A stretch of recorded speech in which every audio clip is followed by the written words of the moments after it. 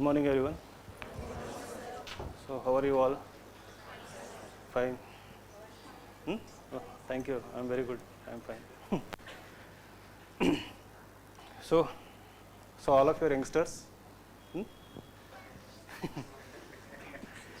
So old people don't feel bad, right? So yeah. So all of you fresh graduates, right? Most of you are. So you graduated in the month of maybe August, September, October. Nice. Anybody yet to graduate? No one. Oh, good. So you're doing post graduation or what? No.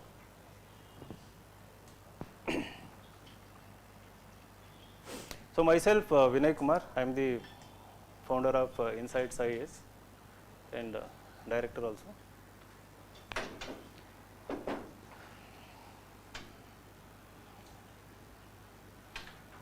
So almost I think ellaru Kannadadaralla majority. Any non-Kannadiga? 1, 2, good, 3, 4, 5. It's fine, good. So I'll speak in English only, entire class. But it feels good that most of the Kannada people are staying back in Karnataka nowadays. So that's a good trend. So I'm just waiting for a few more people to come and settle. So we'll start. So before that, so how is Bangalore? How many of you are from Bangalore? Oh, only hardly 10, 12 people. Good. So what about all others? So outsiders. How is Bangalore? Huh? What? Oh. Okay. How many of you are from Davangere? Good. So I have a special affinity towards Davangere and Mysore also. How many of you are from Mysore? Good. And rest of the Karnataka also.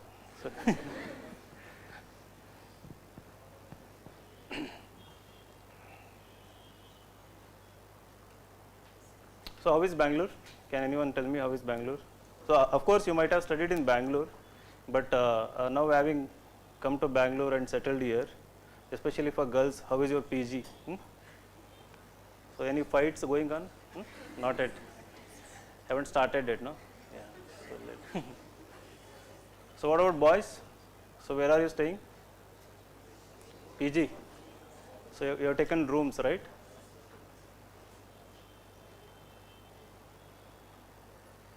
And you must be very angry about the rents and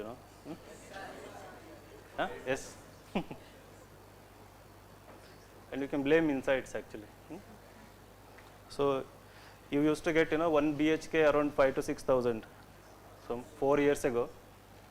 So now it has gone. Even for us also there is no less rent. I tell them it is because of us that you are increasing all the rent. Please. So there is no concession for us also. Okay. So let us start. What do you want to hear in this class? Has anybody seen my video on YouTube? Yes, orientation videos? Yes, so then why do we need this session? So maybe some of you might have seen the orientation and got admission also, right? So what new you want to hear in this class? And why are you here? Like, what is your expectation? I totally understand today is your first class. So today is your first introduction into this whole civil services examination preparation, right? And whenever I speak to you, I speak from from two perspectives. That I used to be an aspirant, say around between 2006 to 2010. And another perspective is I have seen thousands of people, thousands of students like you coming here and going, and some of them got ranks also. Having spoken to them, having interacted with so many of them, so I have learnt so many lessons. We collectively have learnt so many lessons. So that I would like to share in this class, right? But before that, I would like to understand from your own side that what motivated you. So what is that single reason that you are sitting in this class today? Like what actually inspired you? How it started? That you choose this totally new field. Nobody have taken any graduation, anything related to civil services, right? So maybe during the course of graduation, after the graduation, some thought might have occurred to you. Somebody might have told you, somebody might have inspired you, somebody might have introduced you to this field. So how did it start for you? That in the beginning itself you have taken a risk, right? So especially a risk. So this is not graduation where you are going to get a certificate, right? It is not like 3-year, 4-year graduation where you are guaranteed a certificate at the end of the training, that you can show that certificate anywhere and you can get a job. It is not like that, right? So including us, everyone has created this hype that this preparation will give you so much knowledge, will empower you, will transform your personality, and then if you do everything right, you will become IAS, IPS and Indian Foreign Service. So these three are the services almost everyone here is for, right? But I want to understand, like, how did it actually start? Can anybody open up? So I'll tell my incident, right? So why I started preparation, I haven't shared this in detail anywhere. So once upon a time, I was also studying in Bangalore. So while going back to Mysore, in Mysore my home was there. So after graduation, we had all these, books, big luggages. So I had taken like 3-4 bags of luggages. So instead of landing in a passenger train, I landed in a express train, right? So and then what might have happened? Can anybody take a guess? Huh? Okay. Then any guesses? ನಿಮಗೆಲ್ಲ ಗೊತ್ತಾಯ್ತಾ what I'm talking ಅಂತ?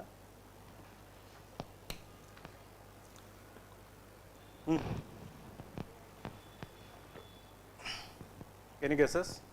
You are right actually. Any other guesses?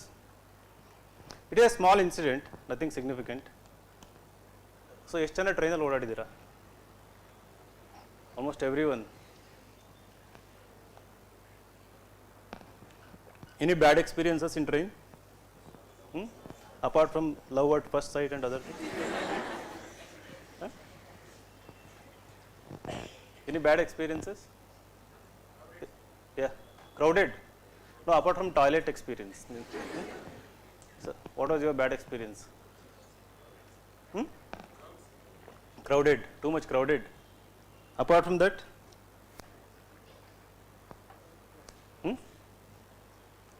Yes?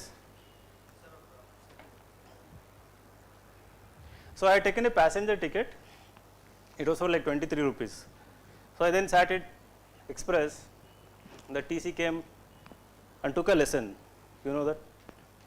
What usually happens when TC catches you? Yes? Anybody has gone through this experience? Yes? What had happened? 1,500. You had the money?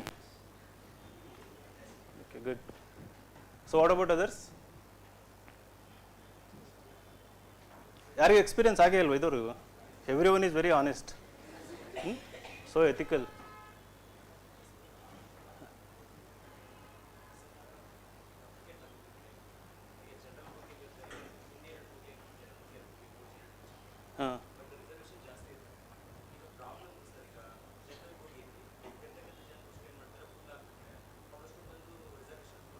Correct.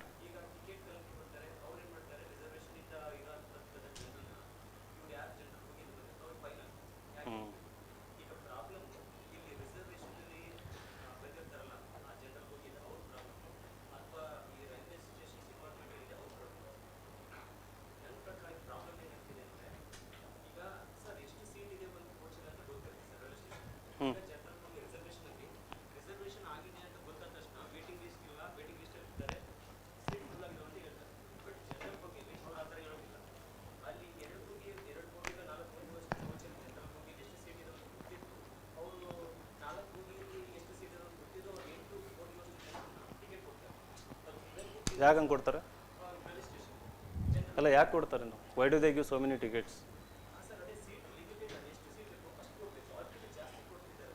Okay, sit down, I got your problem. So I was fined 1,000 rupees. I told him that I have only 50 rupees in my pocket.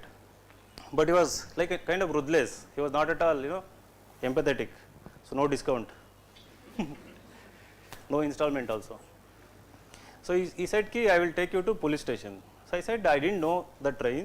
Basically by mistake I landed here.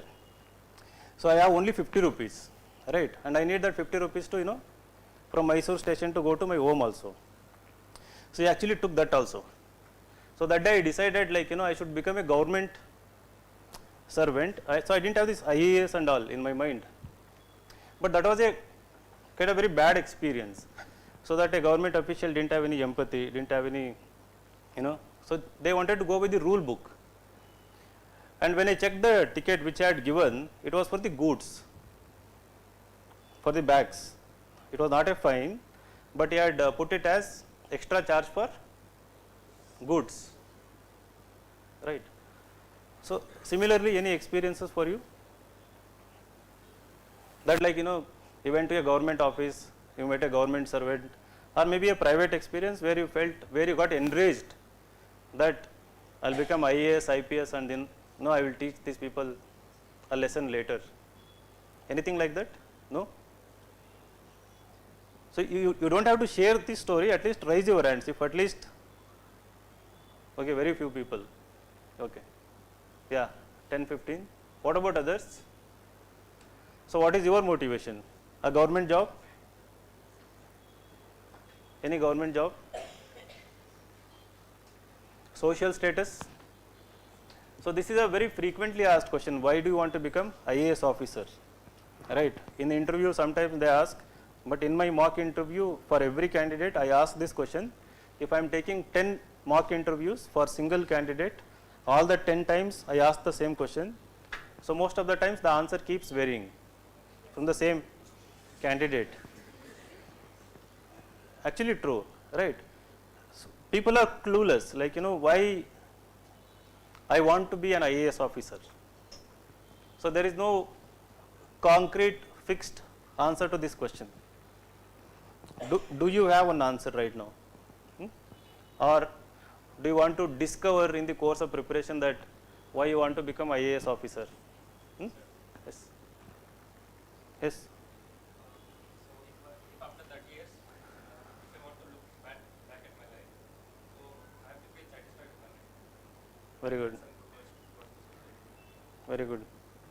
So if he has to look back after 30 years, so he wants to be fully satisfied that he has done something for the society. That's very good. Then parents' hopes. So parents are so hopeful that do they have expectation from you or good? Some people want to change the lives of parents also. So I think that is a noble intention, right? So most of your parents are either poor, lower middle class. Very few people have come within a well-to-do family here. So and I believe passing this examination is the greatest gift that you can give to your parents. It's an unimaginable gift. You people don't have even an iota of imagination how things are going to change once you become civil servant in this country, in India, right? Especially in US it doesn't matter, it's a normal thing, right? But in India, the moment you become an IAS officer or IPS or just a civil servant, people think just getting a rank is IAS. If you go to village, even if your rank is 700 and if you landed up in Indian Postal Service, everybody in the village thinks that you are an IAS officer. It doesn't matter. The very moment the social status of your parents, the social prestige they gain, right, the kind of attention, the kind of respect, the kind of support, the kind of help, everybody will come to help them, right? So now you might have struggled to pay the fees. When you ask your relatives, you might have asked So different people. So people don't help, right? So then everyone will come, and it will change your situation so much that. So I have seen, so in front of my eyes, how the parents who used to be less confident, parents who used to bow their, body sets in front of other people, little bit submissive in front of other people, become upright and very confident. It's not arrogance, it is just the confidence. So to deal with the society, and that happens because of your success. And now to reach to that level, what needs to be done, right? So that is what I am going to talk in this session, that there is no fixed formula, there is no fixed solution, but there are so many things that can definitely take you towards success. And I, for that matter, sincerely believe that everyone sitting in this room is capable of, can be capable of cracking this examination, right? So I have seen people from diverse backgrounds, somebody who has just passed in the graduation, somebody who has scored 99%, right? Somebody who has scored 60-70% in the graduation or in the PU examination, they have cracked this examination. But academic excellence definitely matters, but I have seen people who are not good in academics then becoming very serious in this particular journey, changing their attitude, changing their personality, changing their focus, and changing their capabilities also, increasing their capabilities towards understanding things, remembering things, and then going on to crack the examination. But it all boils down to one and only thing about your personality, right? So if you go back and see my 2 years before orientation, I wouldn't be talking much about personality. So I would talk about directly, so what are the exercises you need to do daily, weekly, monthly to crack this examination. But now I have realized, to do everything that it takes to crack this examination, two things must happen. So you have to change your personality, right? If the personality is already good, ensure that it is not getting distracted, deviated, and it is further getting strengthened. And if you don't have that kind of personality, you have to make a conscious effort. So I use the word conscious, which means every day you must be aware of how you are changing yourself. So what are the changes that you are able to inculcate, feel, experience, improve on day-to-day basis? This is very important, right? Because everybody sitting in this room, including myself, not perfect individuals, right?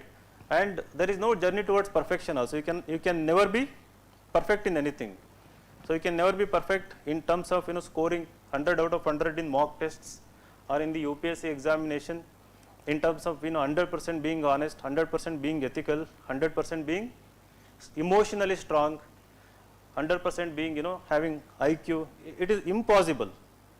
But can you really understand the essence of this entire session going forward, and once you walk out, can you make really a transition, right, or a transformation of your own personality to build that personality, right, which will naturally make it happen without any stress, without any tension, without any fights with anyone, without anxiety, without getting into depression. We can actually move forward and crack this examination, right?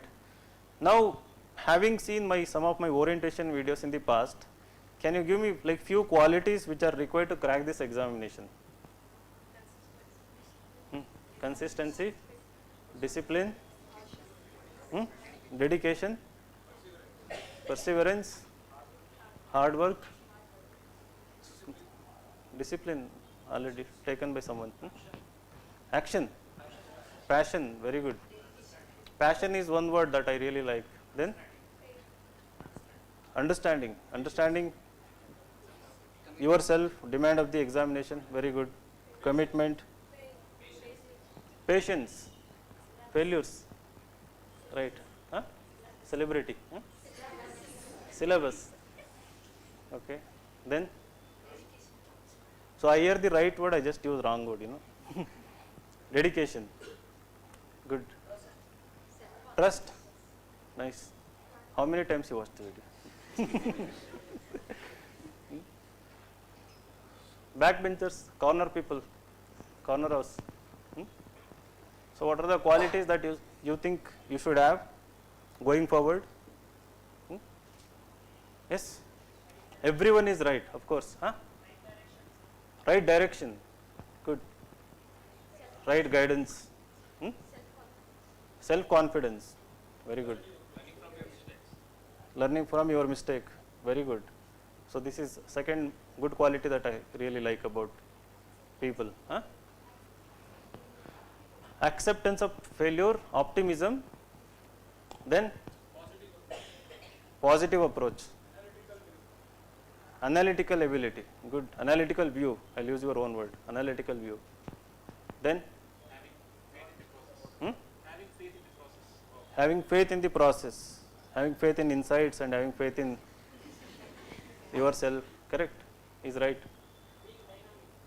being dynamic like you. Good. Huh? No expectation. So, are you out of breakup or what? Huh? Correct, correct. Who said that? Actually, you said that. Result based approach. Research based approach should be there or not? Should be there or not? Should be there. No. I think the right word is curiosity, not the research, right? So if you do research, I mean, has anybody done 1 or 2 year PhD and come back here? No? Okay. Then you will have the experience. And the research is what landed me here, in front of you. I had that mindset. Too curious, but research.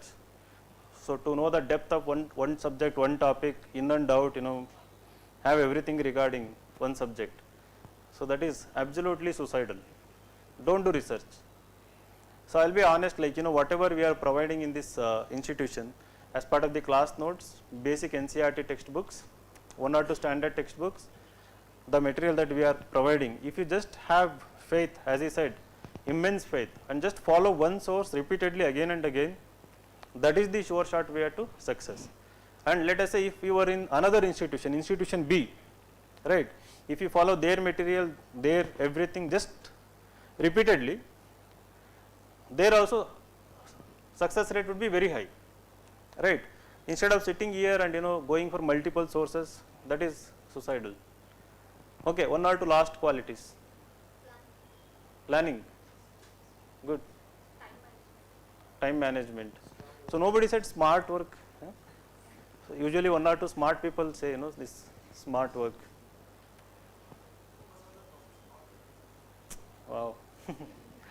Focus on the process, not on the outcome. This is my favorite dialogue.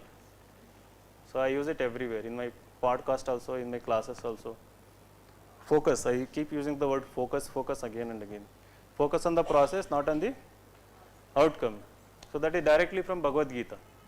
Right? There is a shloka in Bhagavad Gita, some of you might know, that karmanya vadikaraste mahapaleshu kadachana, something like that. So which means do your work, I think leave the rest to, how many of you believe in God? Oh, how many of you don't believe in God? Oh, backbenchers. Huh? How many of you stopped believing in God because of some things? No, not it? Sure. Good. No, you should all believe in God. Right? I don't, but so I like this cliche dialogue you might have heard, right? So I believe in one supreme power, so that unknown power, but not in God. It's just like saying that you believe in God, but something like that. Too much thinking, overthinking affects. Okay. So now let us come back to the session now, right? So I'll divide it into 2 parts. So one thing, having you taken keywords from yours, that is first part regarding personality development, why that is important for cracking civil service examination. Second one, with respect to website and our initiatives. So how to make use of them and how should be your daily routine, right? So your luckily you people are starting bit early and every day you will have around 10 to 12 hours with you including the class. And after the class how to divide your time and how to dedicate that time for more efficient, more productive preparation. So that, so what I talked about, the improvement in both your knowledge and personality, how can it be more effective? But to do that, I always believe you need to be tough. So first quality that I really believe that you need to be very, very tough for this examination, right? So you know why most people fail this examination. I told I have interacted with so many people, some of the brilliant people who write brilliant essays, better than what Avinash used to write. Some of them who used to score 130, 114 mock tests, right, in prelims, and then 110, 120 in mains. And then optional test series also they would be scoring very good marks.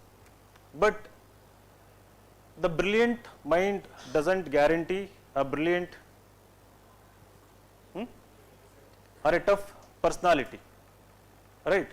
So you should be complementary, it should be a right combination of a curious, learning, intelligent mind and a very tough, emotionally strong mind also.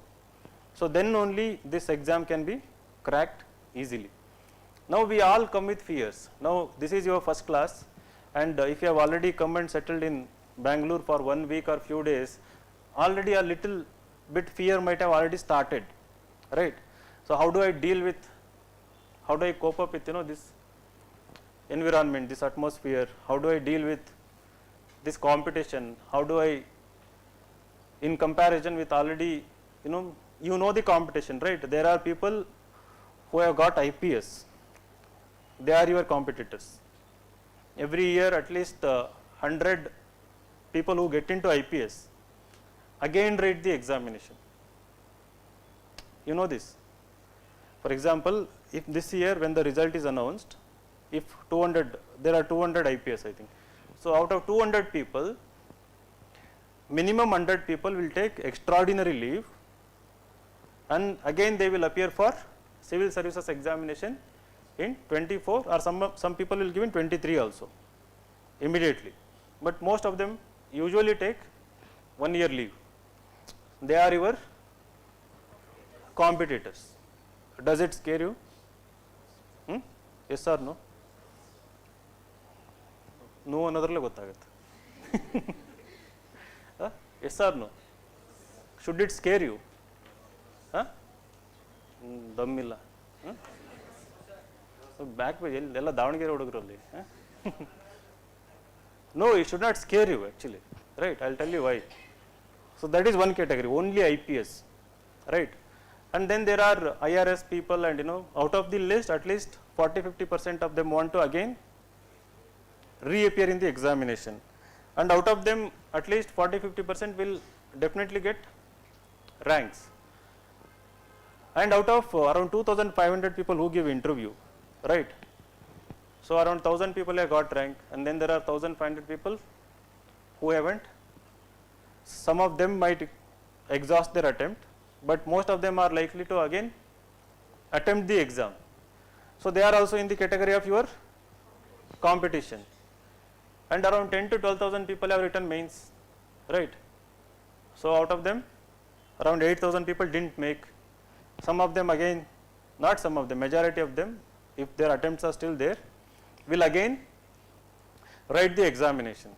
So now nearly 1,000 people, right, who are already into the previous examination process, some of them who are already into services will again enter in give the examination in 23 or 24. So you are again going to compete with these people, right? And in addition to this, there are people who are giving second attempt, third attempt, fourth attempt, some people 8th, 9th attempt also, right? So who have been preparing this examination. They are also going to be part of the examination process. Now first you have to understand this basic demand of the examination, right? The basic data about the competition. Who is your opponent, right? So let us say that you are going to participate in a stage event.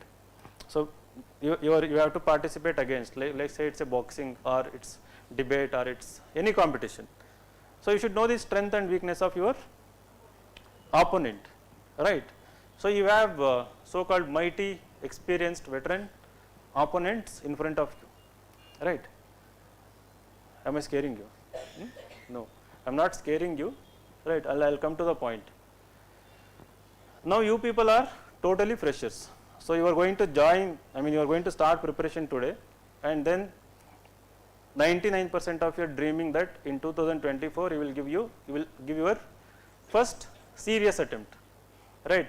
Very few people might be thinking that 25 also I can keep it as my buffer. So in case 24 doesn't happen, I'll give in 24, but within maximum 2 to 3 attempts I am going to crack this examination. So that is what everybody has in your mind. So but I want you to believe that you can crack this examination within first attempt. And so for example, last year Avinash, so it was his first attempt, right? He cracked this examination in first attempt. And before that I keep giving this examination of Neha Kumari in 2014. So who came as totally fresher, and she prepared for 10 months and she got All India rank 26. So when I started my first offline batch in 2014, so this girl, she was working in the Jamshedpur in Tata Steel as a manager. She had graduated from BITS Mesra campus. She came to know that our website was already little famous by then. So I had started an offline initiative taking around 40 students. She wanted to be part of the program. She came with all the luggage, she left the job, she came here, and she came in the month of February. February 2014, she gave examination of 2014, right? So I think at that time it was in the month of August, I think, the prelims. So there was time of 6 months, and then she cracked the mains. She got All India rank 26 as a total fresher.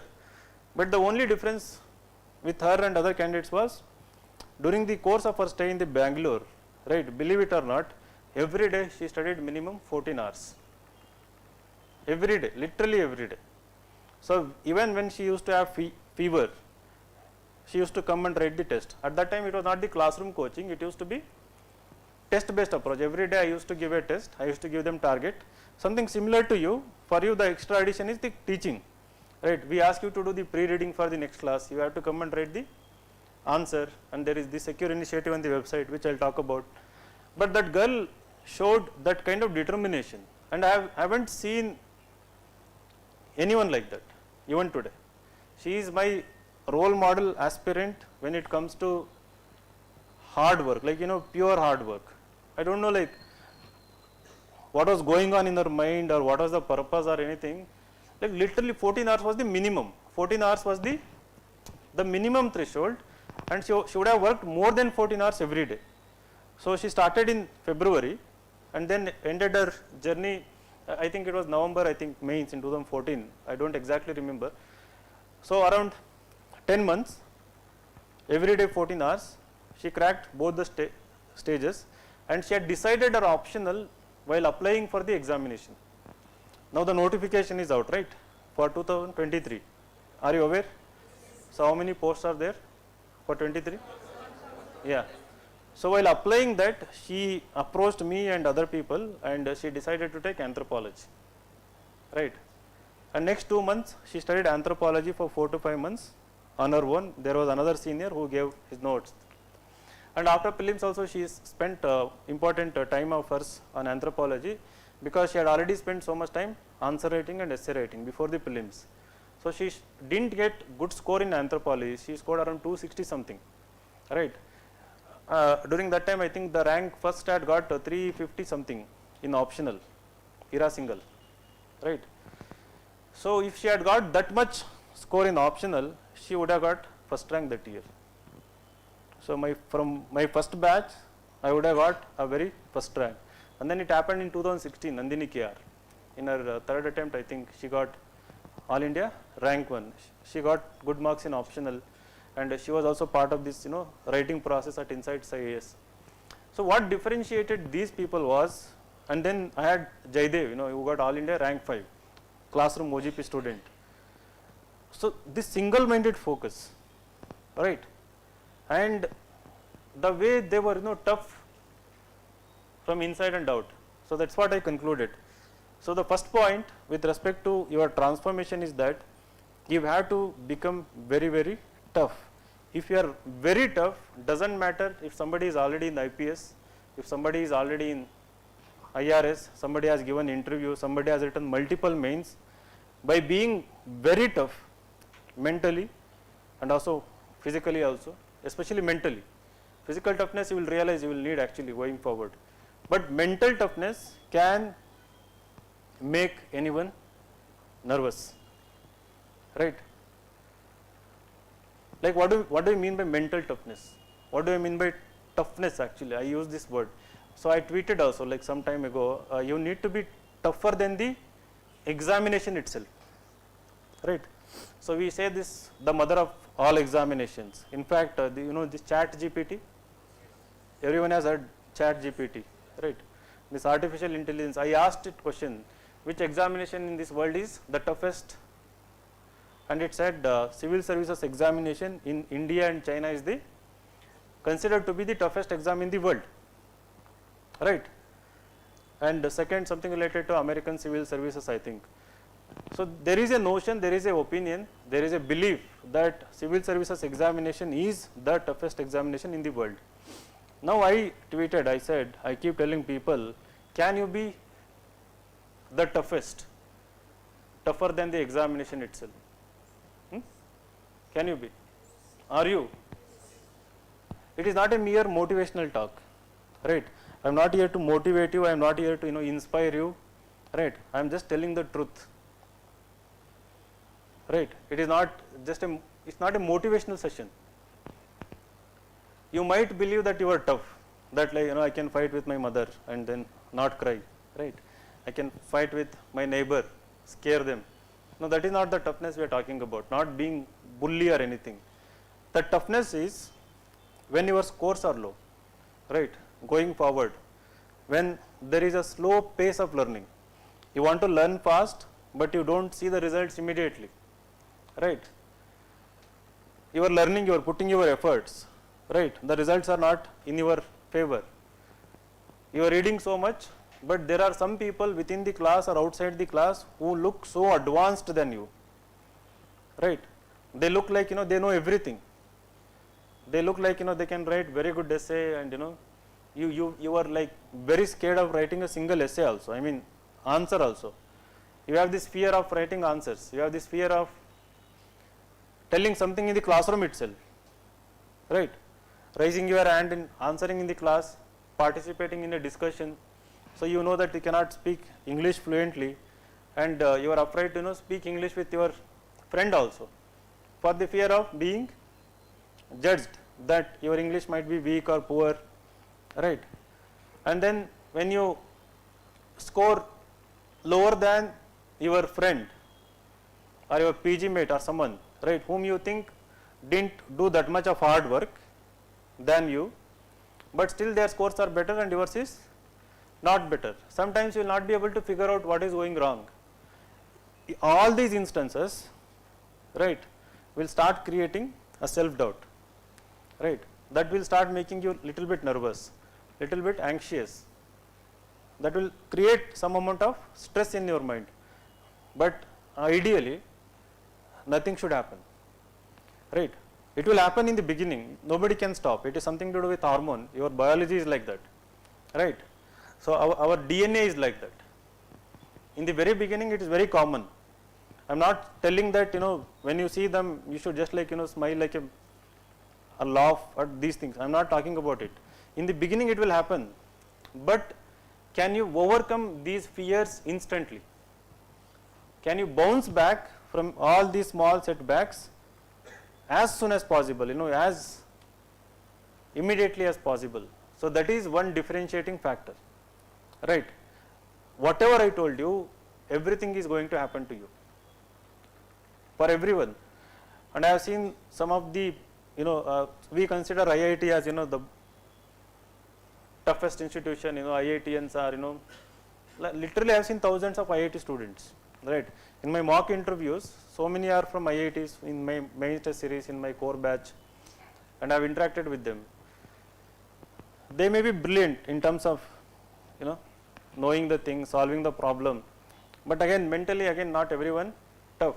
So I was telling earlier, so I have seen these people, they used to score very good marks in all the test series and everything, and then when the real examination would come, meltdown, repeatedly fail in the examination, repeatedly fail either in prelims, either in mains, for simple reason that they were not able to tolerate their own failures, their own low marks, low scores in the institution itself. So they are brought up in such a competitive environment where they had never failed, right. So for example, in their families, getting into IIT would have been a very prestigious issue, right. And people would have celebrated, and after going to IIT, they would have landed in a very good job. Till then, they would have never failed, especially in schools, all 90 plus, 99, and then good CGPA in graduation. Suddenly coming and, out of 100 scoring 20, 30 marks in our prelims marks, or unexpectedly, so-called unexpectedly failing in the preliminary examination. So that really hits them very hard, which should not. So that should start from day one. First understand your limitations, first understand that this is at the end of the day a competition where you need to be ruthless, where you need to be very tough, and from day one you have to put every effort towards becoming mentally tough, right. I mean, it's very difficult to do. Even I try to be mentally tough even now, because we deal with so many things. So we deal with, like, literally, right, big institution, so many people we come in touch, and they maintain, professional and family balance. So it is difficult, but so I am far better, far mentally tough, and I thank mainly this whole preparation itself, right, for making me and most of our team really mentally strong. But some people can also screw up their minds also. It totally opposites, affects in the opposite direction. Please take care of your mental health, right. So don't do anything at the cost of mental health. For that we have a mental coach also, right. Yeah, we have, like, for mental fitness. So her name is Aarti ma'am. If any one of is facing any kind of stress issues, anxiety, depression kind of issues, you can come and take her number, and she is always there to help. You can meet her and you can take therapy from her, right. So in the beginning itself you try to address, so don't hide it to yourself. So it is not a taboo, what is taboo? TABOO. It's not a thing that to be hidden, right. You can talk about it, you should talk about it, you should meet right people who can actually counsel and make you strong, right. So as part of this journey, so how it starts is that this, like, today do you have class? No. I think from tomorrow you will have, right. So the very first week there will be a prelims mock test, right, for all of you. So even if we take only 4 class, 5 class, we ensure that every week there is a mock test of 50 questions, MCQs. Every day around 6 to 10 questions are given as MCQs also, and we upload one question for you to write answers on daily basis. So these answers which you write, you have to show to mentors, and you must write these answers. And in the weekly test, so depending on how effectively you have understood the class, digested the class, your scores will depend. But most likely, if you haven't studied anything till now, your scores will be in the range of 10, 20, 10 to 40 out of 100. Very, very few people, like I think 4 or 5 people among you would score around 50, but majority your scores will be around 10 to 40. So this is the reality. It cannot go beyond that in the very beginning, but slowly as you progress, so 1 week to another week, one subject to another week, scores will start improve. Now the point is, don't compare these scores with your graduation track record, right?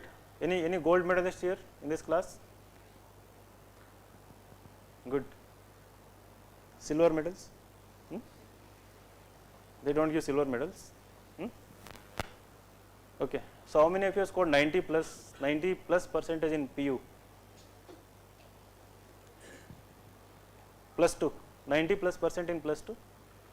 Yeah, you can raise your hand, very proud, and you can raise. 80 to 90%? Oh, very good. 70 to 80%? Very good. My category. 60 to 70? Good. It's okay, raise your hand. Like, why? 50 to 60? Oh, very proud. 40 to 50? Good. 30 to 40?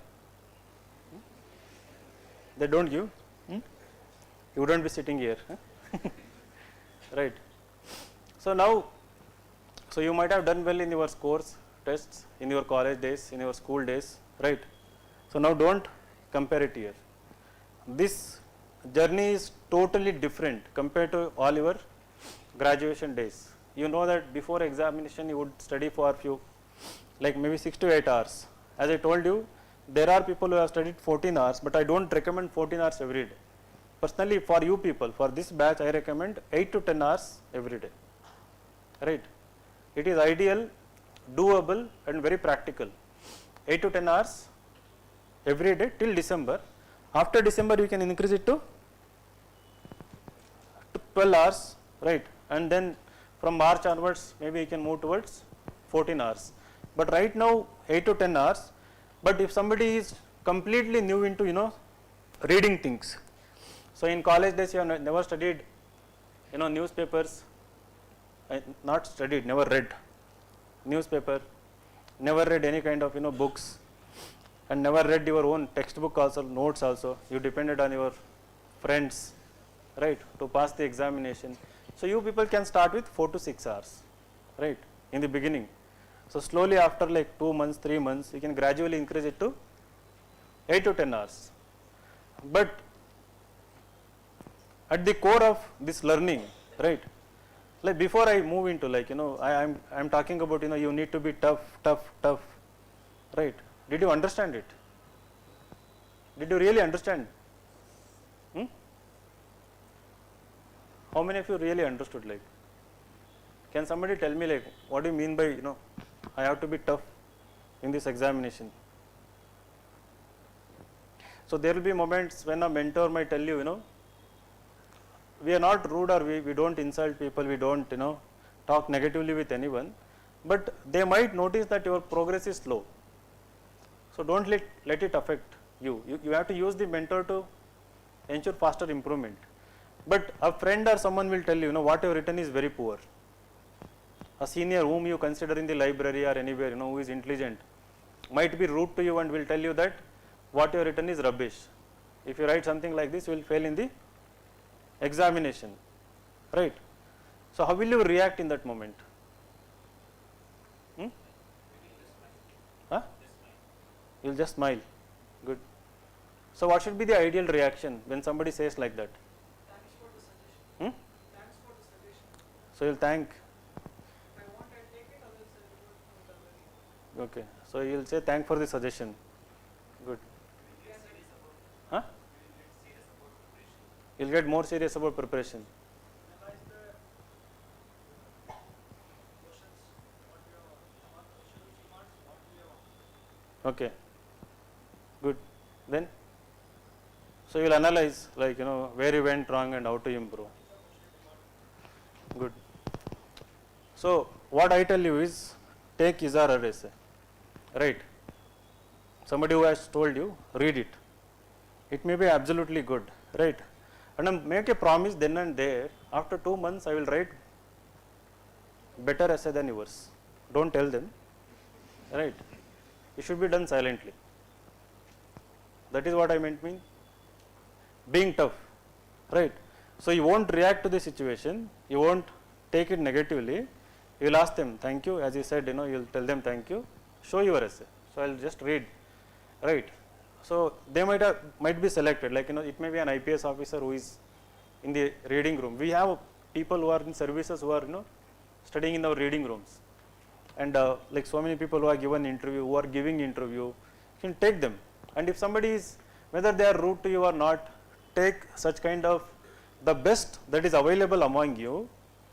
Tell yourself, I'll take my own time, maybe 2 months, 4 months, 6 months, but surely someday I'm going to write better than this. And how are you going to do it? By using us. How will you come to know that that yours is better than them? For example, if it is essay or ethics case study or GS answer, so I am there, your mentors are there. So if you come with your essay and get 70 marks from me, right, it is assured that in the real examination your minimum marks will be 130, right. In the actual UPSC mains examination, if you get 70 marks from my side, so whatever essay you write, and that too like for consistently, if you get that, so that is assured that your minimum marks will be 130.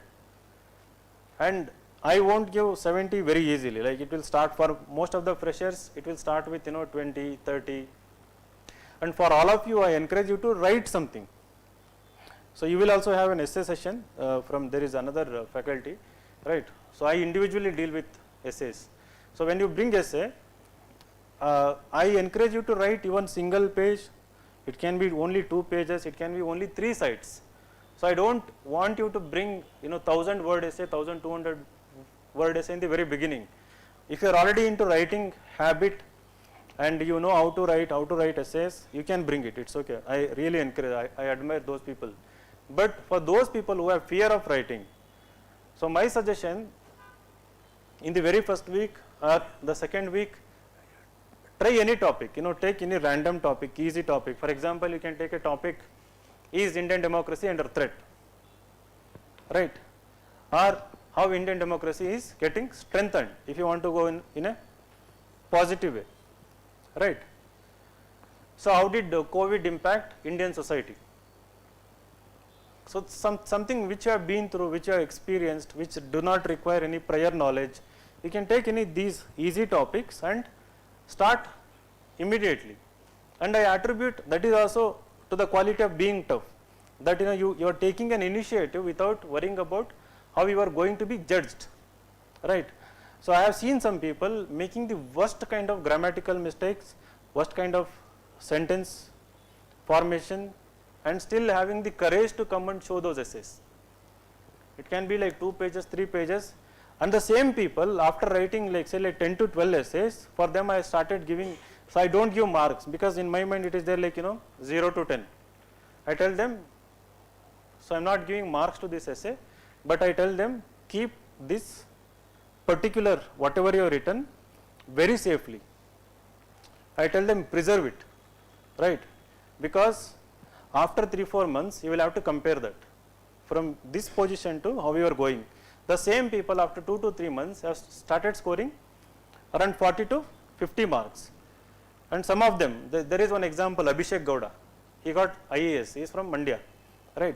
So he was from Kannada medium, he is a doctor also, and he was struggling with writing essays, grammatical mistakes in the beginning. He was also OGP student, so he got IAS and he got Assam Cadre.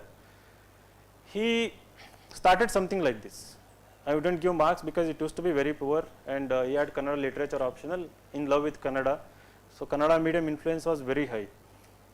But the year when he got rank, so he decided that I have to definitely improve my scores in essay. So in the 3 months period, he wrote at least I think 30 plus essays. So as part of the mains test series and apart from extra essays, he would come and show all the essays. So just before mains, I started liking his essays and I told him, I started giving him 70 plus marks, right. So the year Jaydev got rank 5, Jaydev got rank 142, sorry, he got 142 marks in essay paper, right?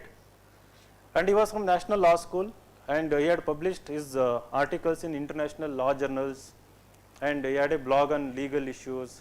He was a very good writer already. So in this case, I had to simplify his writing to UPSC level, right? So he got that much, and Abhishek got about, I think, 141 marks, right? So that year, and that was like for me phenomenal. Somebody who started like zero, Kannada medium, didn't know what to write in English, and went on to score that much marks, and because of that was a very good score that year, essay scoring 140 plus, and he went on to become IAS officer, right? So these are the tough individuals I am talking about. You are not afraid, like, you know, when you bring something, you are not afraid how the society is going to judge you, how your mentor is going to judge you. I used to think that in my cabin people wouldn't come and meet me because they don't want to meet me, right? So I would believe, like, no, I am not, like, you know, useful here. So that is why most of you people don't want to come and meet me. But when somebody would take courage and start meeting me, I would ask, okay, why are you coming now? Like after 6 months, after 4 months, after 1 year, right? So most of the common answer, I am not saying this to boast myself, most of the common answer is that I was scared, right? So I was scared to come and meet you. Why? Like, you know, I am the most friendly person here, right? So I talk to everyone, you know, I am not at all rude, I am not arrogant, right? I talk nicely with everyone. Why should you be scared? Then the second answer is that because I was scared that I would show you a very poor essay. Before I come to you, I wanted to come with a very good essay and show it and get evaluated. So what does it indicate? What does it indicate? Not negligence. You know, people are under the impression that, so first I will do improvement at home, you know, I will try, you know, I will fall down, I will rise up, and I will do everything. Then I will go and present the best in front of my faculty or my mentor or my teacher. So this is a wrong attitude. If you want to make a strong, fast progress, you have to start as early as possible and start coming and meeting us as early as possible. So in this regard, you people are kind of fortunate. We have a professionally running mentorship system here in the institution. And in addition to that, I am also available for you people to meet, right? So at least in a month, minimum 15 to 20 days I am here, right? I come to the institution, I sit here. For interview people, I may be meeting interview guidance. For people are writing means I may be meeting them. So when they are not, I am not meeting them, I am meeting any people who come, right? So very few people. So despite telling this, in this class of around 250 people, only 5 to 10 people will come and meet. I tell the same thing in every session. I tell everyone individually, right? And despite saying this multiple times, very few people come and meet.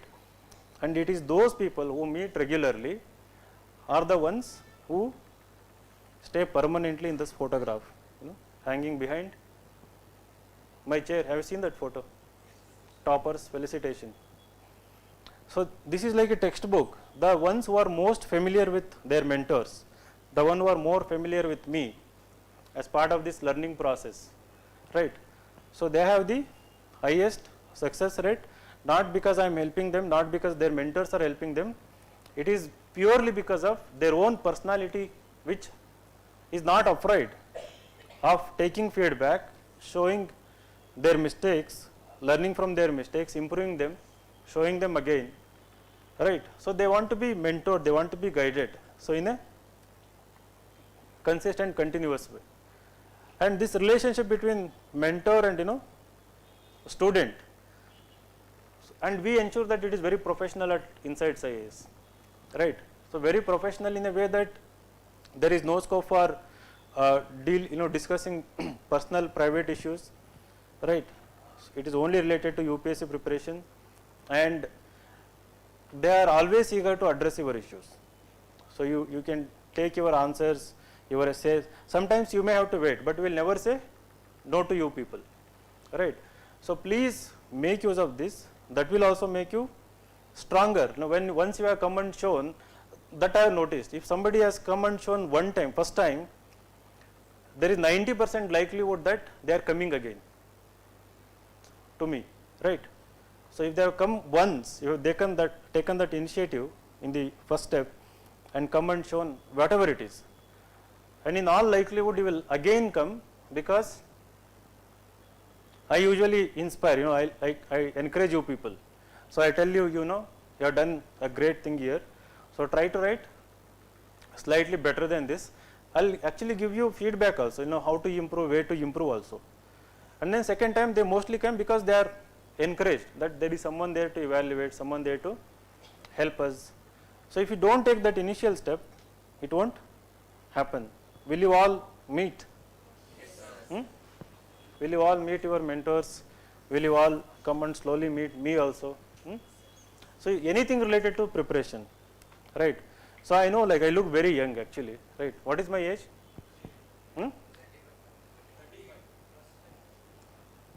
Any other guesses? Huh? No, yeah, don't say anything above 40. Huh? No, you people already know, like he already knows. Yeah, 38, right? But in these the last 8-7 years, I have accumulated so much of experience, right? Sometimes I might look like a stupid also, right? Not knowing things. So don't judge. So you can come and talk. The more you talk, the more you will extract, right? The more you share your problems, the more you ask questions from our side, you will know the depth. So otherwise, if you don't talk to people, you will judge by the cover, on the basis of surface, you will think that, right? Even we do that mistake. But again, some students, especially in mock interview, it happens. So I was taking one mock interview of one student from IIT recently, and he was a core batch student. He used to come and show regularly, and but whenever I used to talk to him, he was like mild, and he didn't talk much actually. So we never had an intellectual conversation. So we would talk about essay and see the answer structuring. Content used to be good. So he has cleared the mains. And when I took his mock interview, I was so pleasantly surprised, right? So I told him that even I had judged you actually. Judged you in the sense that I didn't know that you had this much depth in your ideas, in your knowledge, in your thoughts. So I usually like to ask some tough questions, abstract questions in mock interviews, which real UPSC interview is basically about knowing you. Few questions will be there in UPSC, but I like to know how you are thinking. I like to force people into thinking in interviews. I want people to think. So he pleasantly surprised. I told him 200 plus in your case, right? So he is there in Bangalore only. That person is taking mock interviews, and he said that he is not giving mocks anywhere. But usually the Jaydev, Avinash, they gave only mocks with me. So only when I told them, just to get the experience of panel mock, they would go and give 4-5 mocks in Delhi and come back and give more one-on-one mocks. So it helps me identify your actual weaknesses, strengths, and guide you properly. So it might happen that you might start judging your mentor also, right? You might start judging your co-aspirant also. Don't do that. So ask questions. When you ask the right questions, when you start giving the answer, then you will know that you can extract more from us. And recently I have this favorite phrase, whenever people come, I tell them, you have to make use of us, right? So your secret to success is, what is smart preparation? A smart work. The smart work is your ability to make use of the available resources to the maximum benefit for you only, right? So the resources you should squeeze like sugar cane. You have drank sugar cane juice. What do they do? How many times they put it? They know there is no juice again, right? They put it in that machine, right? but even then little juice will come, right. So I tell people, you have paid the fees, right, and you have invested some amount here, and it is your duty. It is not that I am doing any favor to you, right. It is not like we are doing any favor to you. So you should come and squeeze us, and I won't get irritated. Unless it is a really very professional preparation related query, I will never get irritated. Doesn't matter how many times you want to come and show your answer, essays, or whatever it is, right. So because I know that the very existence of this institution depends on your result. I have this little common sense that the sustenance, the growth of this institution will happen only because of your result. And if I am not doing my bit, right, towards that, so what is the point, right. So it is a two-way process. And again, despite telling this so many times, people have excuses. What are the excuses when they come? And sometimes they have excuses for not meeting me, that you are not available, right. We have to wait for so many hours, we have to wait for so many days also. Some people tell, I don't know why, right. And smart people, what they do, they come to this car parking, they see that if my car is there, they directly come there, directly walk in, they want whatever work they want to get done, they get done, go back, right. And there are some people, they ask, they do phone call, if Vinay sir is there or not. I don't know how this, sometimes they may say yes or no, sometimes they may say he's busy with something, and then you will stop. If you are living nearby the institution, I am not talking about myself, it can be your faculty, it can be your mentor, right. Visit the institution. It can be like, half an hour, 10 minutes, 15 minutes for you, right. But you can come and talk to us directly, take the whatever help you want, and you can go back. Sometimes if we are busy, we will tell you to wait for few, maybe 1 hour. We won't tell you 1 hour or anything, till this is over, you wait, and we might ask you to come back next day also. I tell you, it is worth, right. It is worth the wait, it is worth coming again next day, because it can save you so many years also, right. It has happened in many cases. People would regret, so that day I waited for 1 or 2 hours, couldn't meet you, and then again wasted 2 years, again coming back here, right.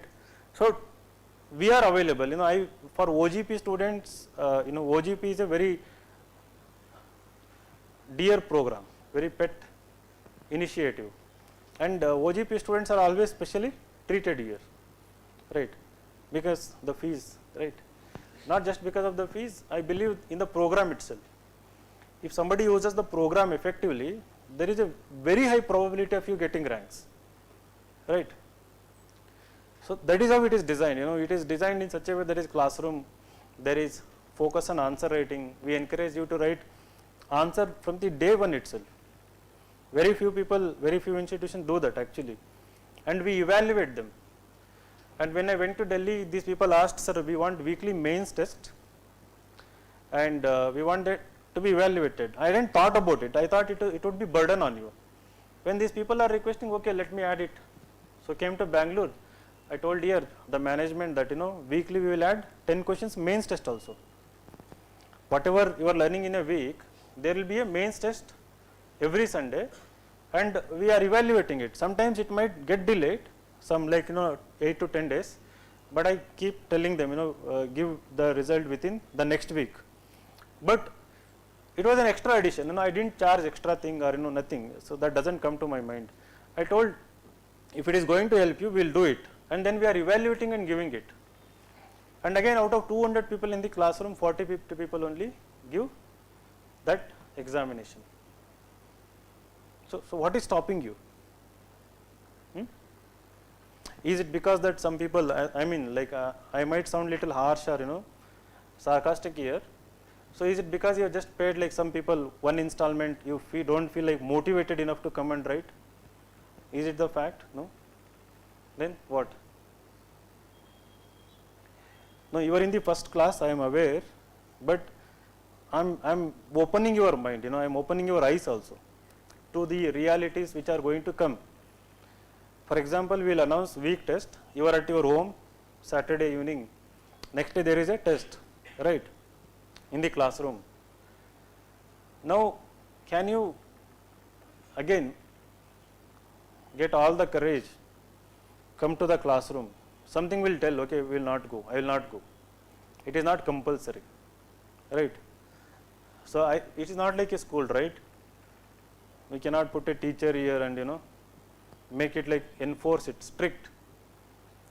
I would like to do that, but I cannot do that, right? So, the rebels in the backbench will be, right, we are living in a democracy, right? You are a threat to democracy. So, like I will write next week whenever I want, why are you forcing it, right? Some people might have that attitude, but coming and writing even when you don't know anything also is harmless. That is what I meant by the first point, being tough. So, let us say 10 questions we are giving in the classroom, and in the course of 1 week you have understood classes. Teachers are very good here, they will make you understand actually in the class. I have never received a single complaint, except in some cases when I have introduced new teacher, right. But the existing teachers, I have never received a single complaint from any student coming and telling me that we are not able to understand their class. The way they explain concept, the way they are updated, the way they link with the current affairs, right, it is all good. Even if you just listen to the classroom and come to the test, you will be able to easily answer at least 3 to 4 questions. Easily 3 to 4 questions, even without revising anything, without reading the textbook also, just by listening in the classes, right. So, don't think that you should come to this test and write only very good perfect answers. Why people won't come is they are in the notion that they want to write perfect answers. They want to write very good answers in the test. They want to score very good marks, because it is going to be evaluated, and then we are putting the list also. So, you feel like what if my name is in the bottom, right? It will happen, let it happen. That is the attitude, from rising from the bottom. Has anyone risen from bottom here so far in your life? Have heard of the, yes, what had happened to you?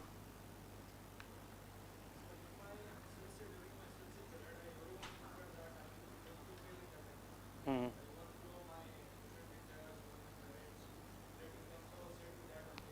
Hmm. Oh, very good. Sit down. Which college? Very good. That's a good college, right? Which engineer? Oh, very good. Nice. So, I think we slowly discover, right, in your school you will be dumb, like sometimes, and then in graduation you suddenly become intelligent, start scoring good marks in. Some people dumb in first year, third year again they are very intelligent. I think realizations, we all have our own different phases of discovering our maybe true intelligence, true potential, right. So, same like till 10th standard I used to be considered as an idiot only, literally. So, I studied in Navodaya school, Jawahar Navodaya Vidyalaya. Anybody from Navodaya school here? Very good. 1, 2, 3, 4. Which Navodaya? Good. Yeah. Which Navodaya? Ballari. JNU? Urvalli. Nam Navodaya. Good. I also graduate, studied in JNU Urvalli, Chitradurga. ಯಾವ year pass out? Which year you passed out from Navodaya school? ಹೌದಾ, okay good. ಅಲ್ಲಿ ಯಾರೋ ಓದ್ತೀರಿ? ಯಾವುದು? ಕಲಬುರ್ಗಿ. ಹಾಂ, okay. Last ಅಲ್ಲಿ ಒಬ್ಬರು ladies sir. Gadag. Okay. What about you? Medak. Okay, good. Anybody from Kendriya Vidyalaya here? Good. Sainik school? Good. Any other residential schools like Expert and this Mood Bidri? What is that? Alvas. Anybody from Alvas? Oh, you might be knowing each other later. Like Expert? No. Any other residential schools? No? Which? Morarji. There is Rani Chennamma school also, right? Anyone from Rani Chennamma? Good. So why did we come to residential school? Yeah. So I also studied in Navodaya school, Jawahar Navodaya school. So in 5th standard, when we wrote this entrance examination, my headmaster in school, in a village, so there were 20 students in the class. So mine was consistently 19th rank, class 1 to class 5th, 19th rank out of 20 students. So, but I had, I think, little extra reading habit. So because there were books in my home. The first rank girl used to be the daughter of headmaster. So I think she was intelligent also. Maybe I'm not telling any partiality was done, but she used to be the first rank consistently. Second and third rank students cleared the Navodaya entrance. But when my roll number was there, he verified at least 5 to 6 times. That is it really my number? Like Vinay Kumar is called the school. Like, is there any mistake? That my daughter number is not there, his number is there. How can it be? So I wrote this Navodaya entrance exam in one of the schools in Davangere. So when I came out, I had enjoyed the test. This test. So my father asked, like, how was the test? I'll clear. It was easy. Like, I answered all the questions. I don't know. At that time, I had that confidence. So my father had the confidence. No, like, not literally like he had the confidence. He thought I'm like just. I mean, in that childhood, you were very confident. You will say yes to everything. Did you see the Yash video on Telegram, Instagram? Yash, KGF Yash. No, you're not on Instagram. So he shows like this and muscles to his small kid. So he says that it is very soft, your muscles, and when he touches his, he says very hard. I think it's just like 2-3 year old. So he says like, I'm very stronger than you, that kind of attitude. Why am I talking about these things? Somebody is thinking like the intelligent, smart people, right? So I was talking about it because we haven't truly discovered our true potential yet, most of us. So I believe this is your opportunity, the UPSC preparation, to discover that, forget everything what has happened to you till now, right? You may be labeled as stupid, not done well in academics, right? Not won gold medal or anything, right? So, but this examination provides you that opportunity. It is a like open field, right? It is open field for everyone who have these qualities, to be like anything you want. You can write thousands of answers, you can write hundreds of essays, you can write, I ask people to solve 20,000 MCQs before prelims. Day and out you can, take up n number of MCQs, you can keep solving them, right? And you can read literally anything. The syllabus is so beautiful, it is so vast. It includes every aspect, every discipline of life, right? You read environment, it is okay. You read about SNT, anything in SNT, that is also okay. You read anything related to art and culture, architecture, that is also okay. So don't be afraid of learning things here. Be curious, keep learning. Love the process of learning, as if there is no end to it. Be hunger. So in the class they will teach something. So go back, take the NCERT textbooks, read from these textbooks, and then within textbook also you won't be satisfied. I am not asking you to do research. You take up the previous year question papers. Then you will realize that, so what you have learnt in the class, what is there in the NCERT is not sufficient, right? So only by solving previous year question papers, you will learn that there is more needs to be learnt from your behalf. What people do is that those who are like dependent only on coaching, they discover this thing directly in the preliminary examination, and then they blame entire institution, coaching industry, that you promised something and then in the examination you are not able to do well. So they see that we have learned so much, but the questions are different. So for that, from day one, your routine should be like this. So I'll come to that briefly, right? So in a way that previous year, last 25 questions, 25 years of prelims questions, last 10 years of mains questions, every single question should be imprinted in you, right? You should literally by heart last 25 years MCQs of every subject. So there is a book available. So we are also releasing that book. Secondly, last 10 years, especially 2013 mains onwards, every single mains question of every topic, right? You write down, segregate, remember. So even when, for example, if we are starting with, let's say, polity, so geography, economy, science and tech, environment, art and culture, modern history is not being done to you. So don't be afraid of looking at those questions also. Be little bit eager. Keep looking at them. So in your bags, in your hand, two things must be there. One, a syllabus copy. Take a print out of a syllabus copy of both prelims and mains, right? And also interview. There is a syllabus for interview also. Do you know that? In the notification document which has come now, you take that. There is a scheme of examination. There is for prelims. They have given what is expected, what is syllabus. For mains, they have given what is expected, what is. And for interview also, there are two paragraphs which clearly delineate, which clearly give you a framework what is to be expected in the interview, right? So those qualities is what I was talking about, the personality development. You can go on improving them. So syllabus copy plus a booklet which consists of last 25 years prelims questions. Carry them everywhere you go, right? If these two you perfect well, if these two you master, right, I can assure you 24 prelims, hands down, you will easily clear, right? So do, for example, if tomorrow is, your, which subject have we talked about? So let us say it starts with polity. So tomorrow you will do an introductory class, right? So maybe you will talk about preamble or, some citizenship, something like this, or just about how to study politics. So go back, take NCERT polity textbooks. So they will tell, but my favorite polity textbook is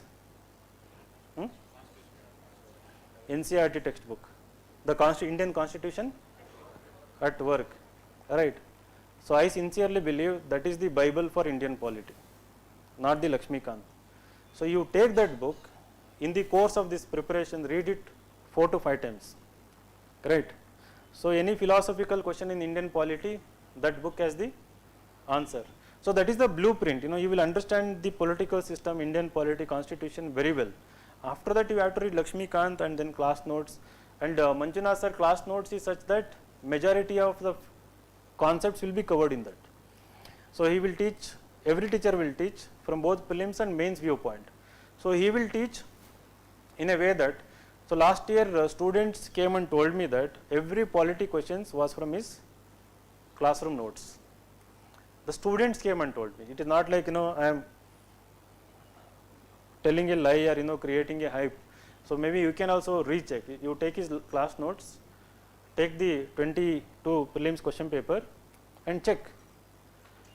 So they comprehensively cover, they read beyond Lakshmikant, come to the class, they will give you concepts and they will give you content enough to crack the examination. But despite that, my suggestion is don't just stick to classroom notes, right? That is a mistake because it may not repeat every year, right? You have to put your own effort. So you have to read the NCERT, you have to read Lakshmikant and some chapters from D.D. Basu also. There is one book by Durgadas Basu, Introduction to Indian Constitution, selectively. And sometimes you may have to read ARC reports, right? And in addition to that, every day there will be so many polity articles in the editorials, in the newspapers. So them also you have to keep reading. And then there will be debates related to polity in Rajya Sabha TV, now Sansad TV, right, which we post summaries every day, Sansad TV summaries. So you may have to watch them also. So this is to go beyond, so what the syllabus is prescribed, to be able to apply these concepts in day to day life, right. So this will be very helpful in interview when you do little bit of extra effort, and it will be very helpful in essay also, right. So the daily routine should be after the class, right, revise the class notes first, immediately take its related NCERT textbooks, not the big standard textbooks, don't do that mistake. First NCERT textbooks, read every word in the NCERT textbooks with curiosity. So there will be a keyword within box, below a diagram, below a picture or something. Google. So what is, try to learn more about that particular keyword, and then add them to your notes. So no need to create a separate notes for NCERT books, right. So basically NCERT is, can somebody answer why you need to read NCERT? Why we keep telling NCERT? Okay, basics, foundation, then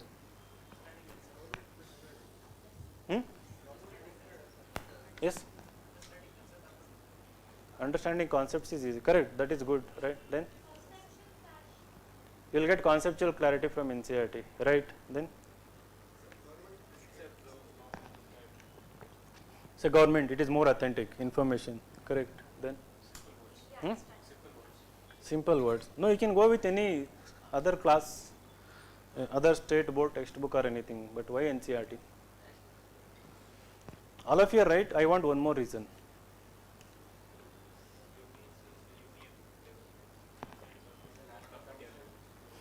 So it is published by Government of India, UPSC is government body, correct. But for UPSC, why it is prescribed? The reason I have found out why it is. All of you are right, I am not denying that you are not right, they are all correct. In addition to them, there is one more reason.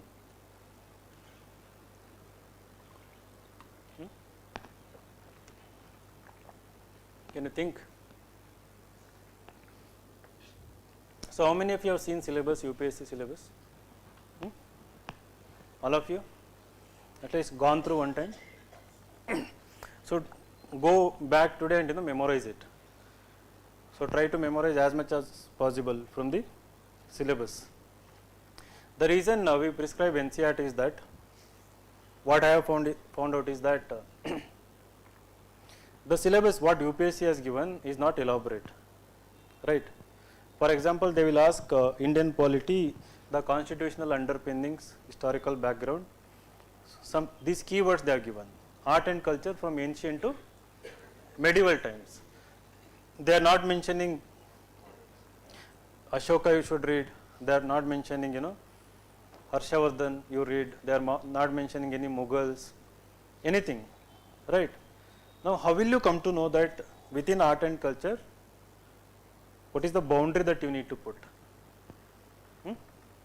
So class 6 to 12th, whatever chapters they have covered with respect to modern history, any syllabus, right, art and culture, ancient, medieval, modern history.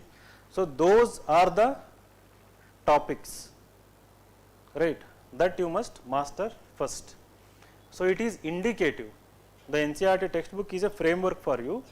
It will tell you that these are the most important topics for the examinations, right, from class 6 to 12th, whatever topics they have covered, because you can study anything in world history, right. You can go beyond the scope of NCERT. I mean, if there is NCERT is not there, you can, like, world history means what, like, you can study anything. There is separate South American history, there is separate history for Central America, right. There is separate history for African continent, there is separate Egypt related history, the voluminous books. You don't have to read all of them, right. Any UPSC question that is asked in since its inception, I can say every topic is mentioned in the NCERT textbook. There is not a single textbook that is outside the scope of these books. The topic I am talking about, the details within the topic may not be there in the NCERT, right.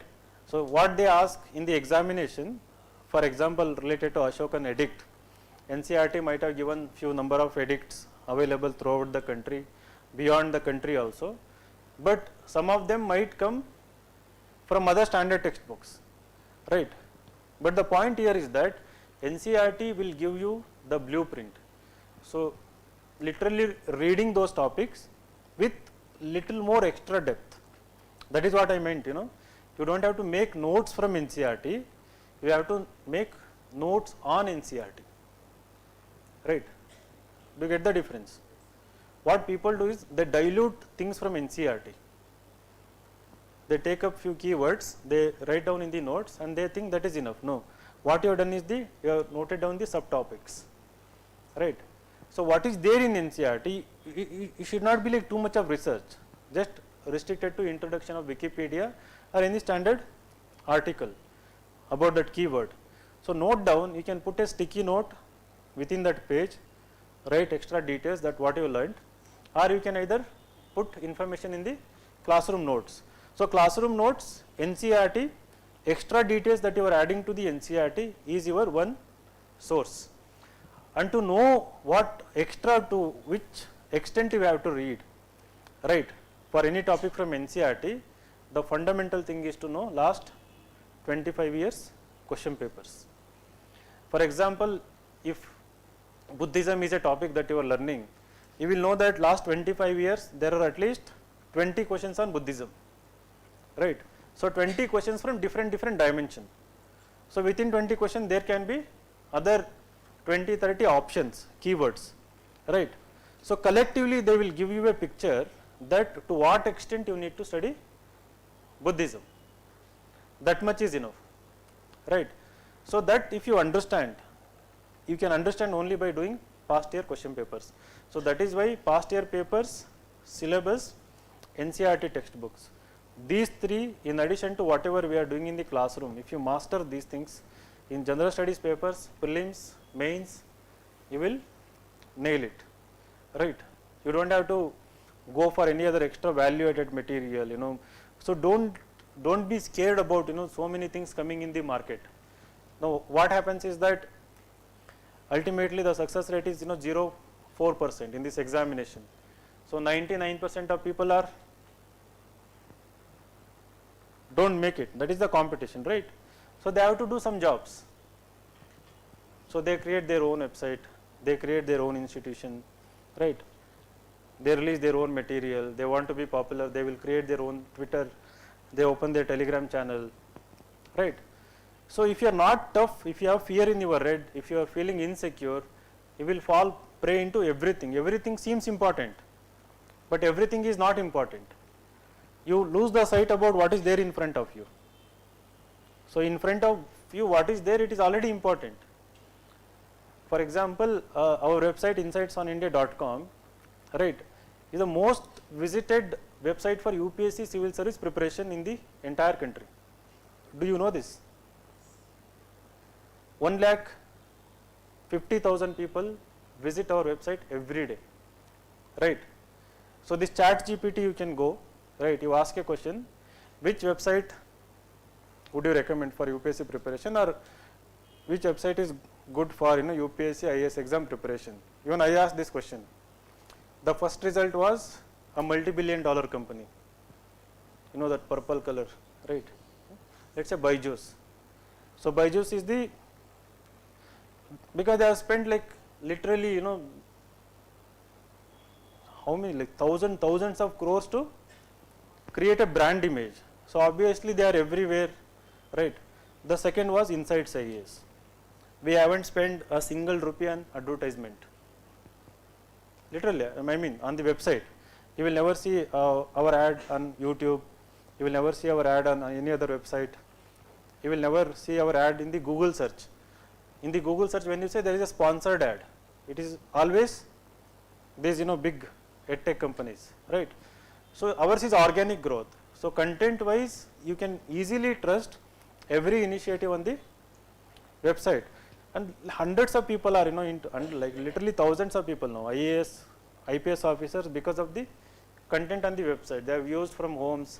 You know this rank to Anukumari, a word, she is Kerala district collector now in, I think, Wayanad or some, I do not know. She is very inspirational IAS officer. So when the result came, All India ranked, she was interviewed by NDTV, right? NDTV, you know, it was in news. The news channel was in news recently. Huh? The great Adani acquired NDTV. You know what is the full form of NDTV? New Delhi Television. Who said it? Very good. New Delhi Television, NDTV. So usually they are the first one to go and interview, you know, these toppers, rank 1, 2, 3. So she said on the national television that she relied for current affairs and for current affair quiz and the secure initiative answer writing on Insights on India. There is a clip on YouTube also. So I was so happy that she was already a mother to a few children, and she was from a very poor background. Except for optional, she relied on Insights on India website, right, sitting from home. I think she was already in some government job, or I'm not very sure. So did her self-study, depending on the, totally dependent on the website. She got All India rank 2. It was so inspirational. And some other day I went, there is a family in Uttar Pradesh, you know, 4 members of them are into IAS, IPS, 4 children. And in 2 years they cleared. So one of them, a lady, she is an IPS officer, she is posted in Karnataka. So I didn't know about them, like, you know, I haven't heard about them. So I went to a senior IPS officer's home for some, they had invited me and my family. So she was sitting there, and he introduced me that, you know, I am Vinay Kumar from Inside. She hadn't seen me. So I think she passed in 15 or 16. She was like smiling, like she was very happy to see me. So then she came and introduced and said, Ki, if I am standing here, it's because of you. Like I was like, why? Like, you know, I have never met you, seen you. She said, all my 4 siblings, including me, relied on Insights on India website to crack this examination, right? So there are so many inspirational stories, you know, sitting in their home who are not able to come here. So they are able to make use. And I am not saying they would have definitely used other resources also, but majorly the initiatives yielded result because there was a trust in it. They kept using the same thing again and again. Like Srushti Deshmukh, she was a regular answer writer on the secure initiative. There are hundreds of answers in the comment section. She used to write every day, you know, with capital letters Srushti Deshmukh, and she used to post answers on the secure initiative, right? She was following few more websites, but answer writing, it is on insightsonindia.com. So she used to write, there is even today so many people write, you know, post website, your answers in the comment section, there is a community, they review. Have you heard of the secure initiative? So I'll just show the website also. So the point here is that the people who are running these things are here, people who are creating this content are here, right, in front of you, and you are, in a way, you know, we are accessible to you. Just make use of us. Will you? Just, you know, gummunangidiri, like, you are one but then you will go back and, you know, irtarangi kelobru. Change yourself, please. So I wouldn't be talking about this personality nonsense at all, right? I don't like to sound like a motivational speaker here. And even in mock interview, I see it is personality which is failing them in this examination. They have cleared mains, they have scored well, and again in the interview they cannot think. They cannot sit in front of me and answer few questions. So last year there is a candidate who actually cried in the first mock. Second mock she did really well. When the result came, she got IAS. So that's what I meant by bouncing back. It happens, it's natural, but you can easily bounce back. And that personal strength was already there within her. You know, she was already strong. She's from Karnataka. She got IAS. And when she came to meet, like, you know, little embarrassment was, I told, see, this is how the life is, right?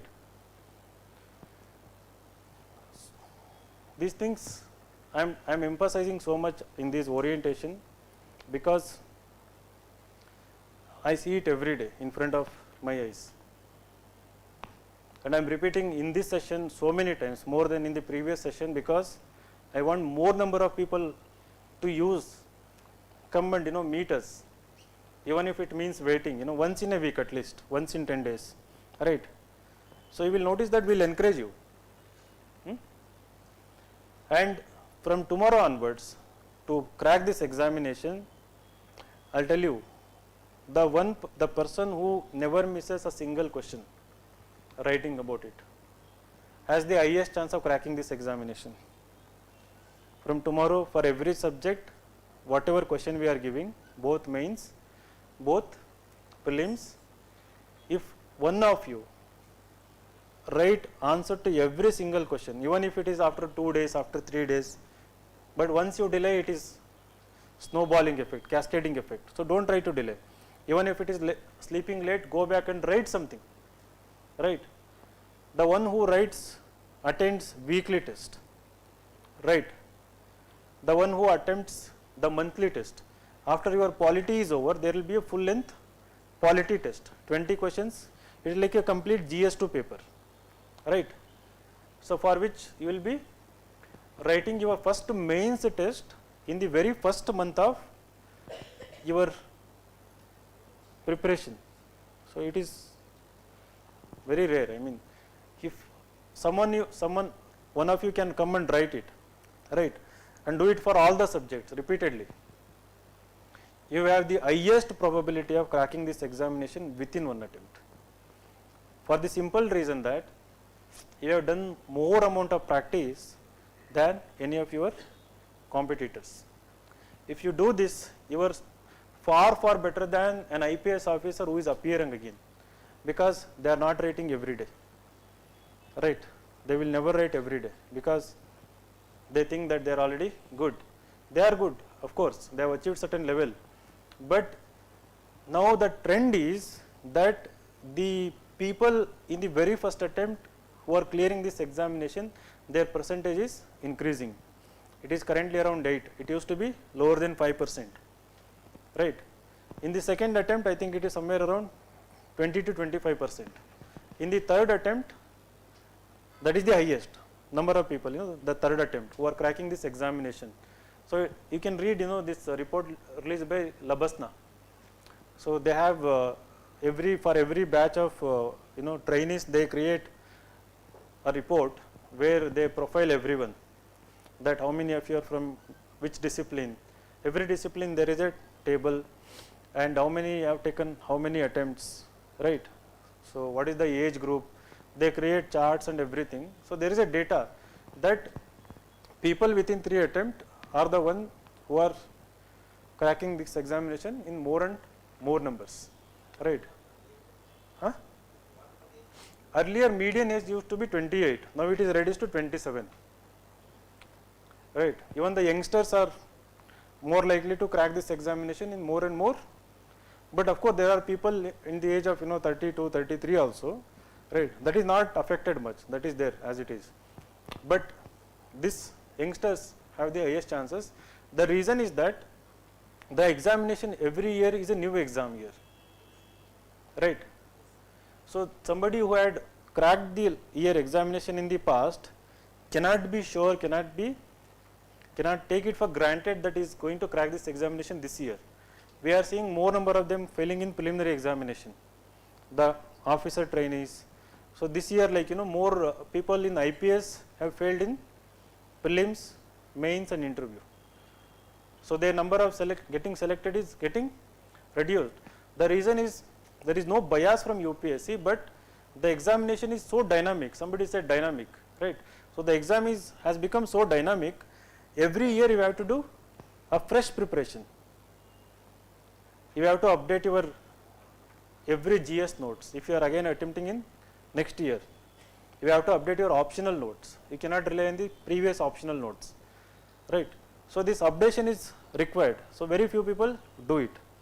And you people, because you are in this, fresh energy, fresh enthusiasm, you are doing this fresh updation of everything from day one. So you stand the highest chance of cracking this examination if there is consistency, right? If there is consistency in everything. See, from our side, we are going to complete the syllabus. Sometimes it may get little delayed. Sometimes this month see, our approach is we complete one subject, then only we move to another subject, and we are the only institution in India doing this. You go to any institution, so I have spoken in Delhi, the students, those who started in the month of June in some big institutions, for them not a single subject is totally finished yet. You can ask your friends or seniors, if somebody has gone to Delhi, because 3-4 subjects are taught, like in patches. If polity class is today, the next polity class is next week, right? So by the time next week comes, you don't know what you have done here. So now here there is one proper completion of one complete subject, and then there is a test on it, both prelims full length and mains full length. There is weekly prelims and mains test. If you do everything properly, you will master the subject from the examination perspective easily. So sometimes what happens, next subject we will tell geography, instead of geography there can be a modern history, but that does not make any difference, right? It is just another subject, but that subject will be completely finished, and we will go to another subject. So for you, by next year April, including all the mains syllabus, we will complete everything for all the batches. Even for next year, next month batch, another batch, we are going to complete entire syllabus. The late you join, what happens, one extra subject we have to do parallelly. So we will do polity, we will do geography, but both will run parallelly till their completion, not for your batch, but CSAT will be running parallelly for you, right? And optional, whichever optional you join, that is extra burden on you. So now this must give you confidence. You know, once you start doing this regularly, repeatedly, what happens? By the time you are in the month of say November, December, right, most of the important subjects will be over, and you should take random full length papers and try to solve them. Your score should be 80 to 90 in full length prelims marks, right?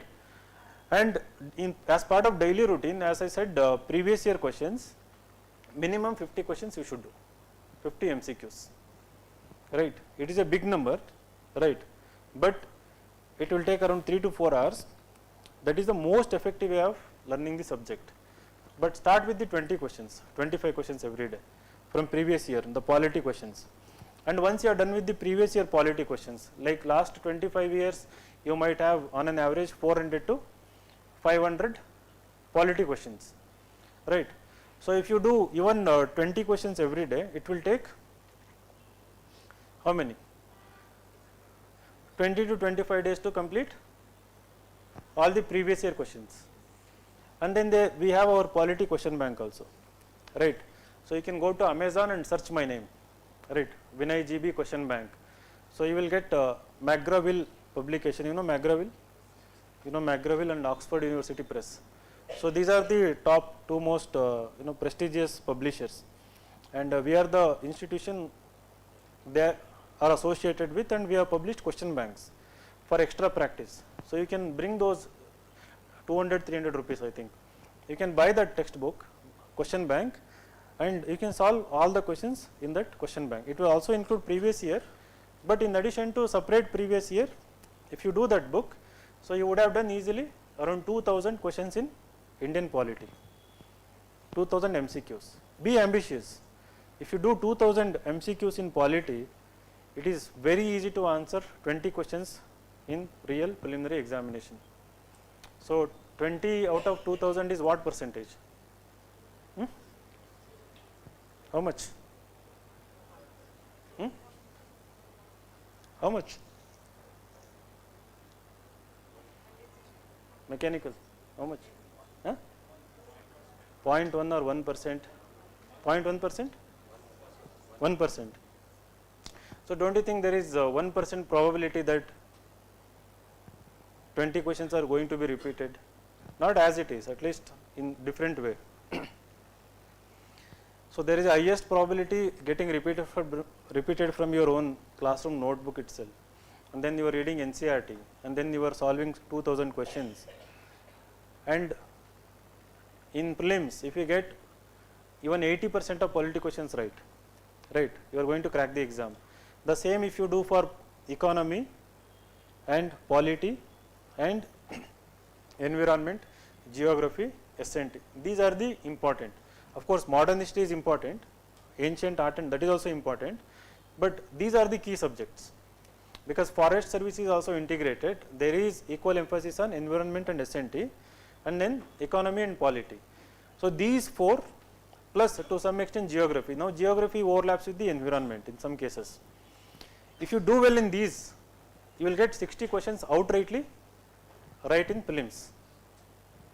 Out of 100 questions, you can get 60 questions right. So which means easily 100 plus marks, even with some negatives.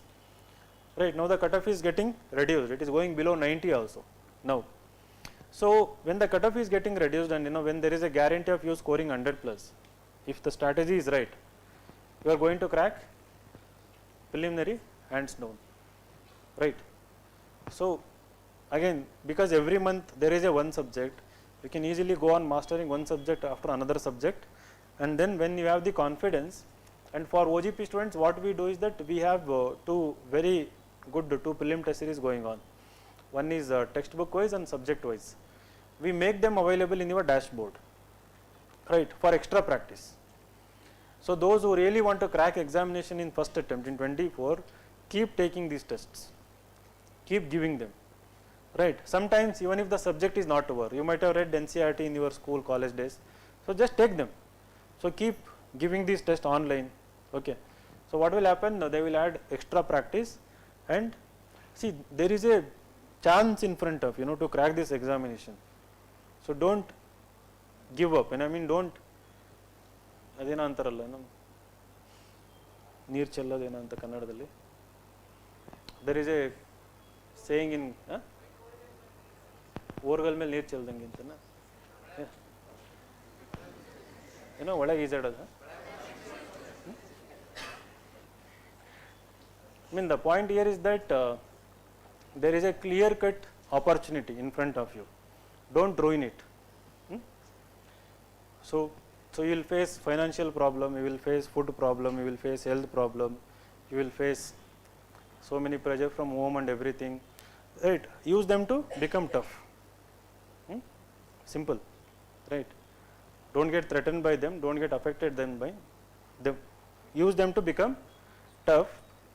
Focus entire energy on the preparation, morning to midnight, like keep, it's so fun actually, I miss it. When I was preparing, I used to enjoy so much, right. I was like learning new things. So you can read anything, everything, every day. Isn't it fun, like exciting? It's really like so rewarding, and you will see when you start writing essay, you will see that something you have read so many days ago, so many months ago, the ideas will start coming in, right. And when you start writing answer, that while solving MCQ also, something will tell you this is the right answer. So for that, there should be free open mind, learning in a day in and out. So do that, don't get afraid, don't treat this preparation as a burden. So some people treat it as a burden, right. So don't treat it as a burden, treat it as an exciting thing to do every day. And when you give prelims just by attending OGP classes, this is a overstatement, but it is a true statement what I am making. Let us say that you don't do all these questions and everything, just attending OGP classes, revising notes, completing the syllabus. If you just go and give the preliminary examination, I guarantee you minimum 70 to 80 marks.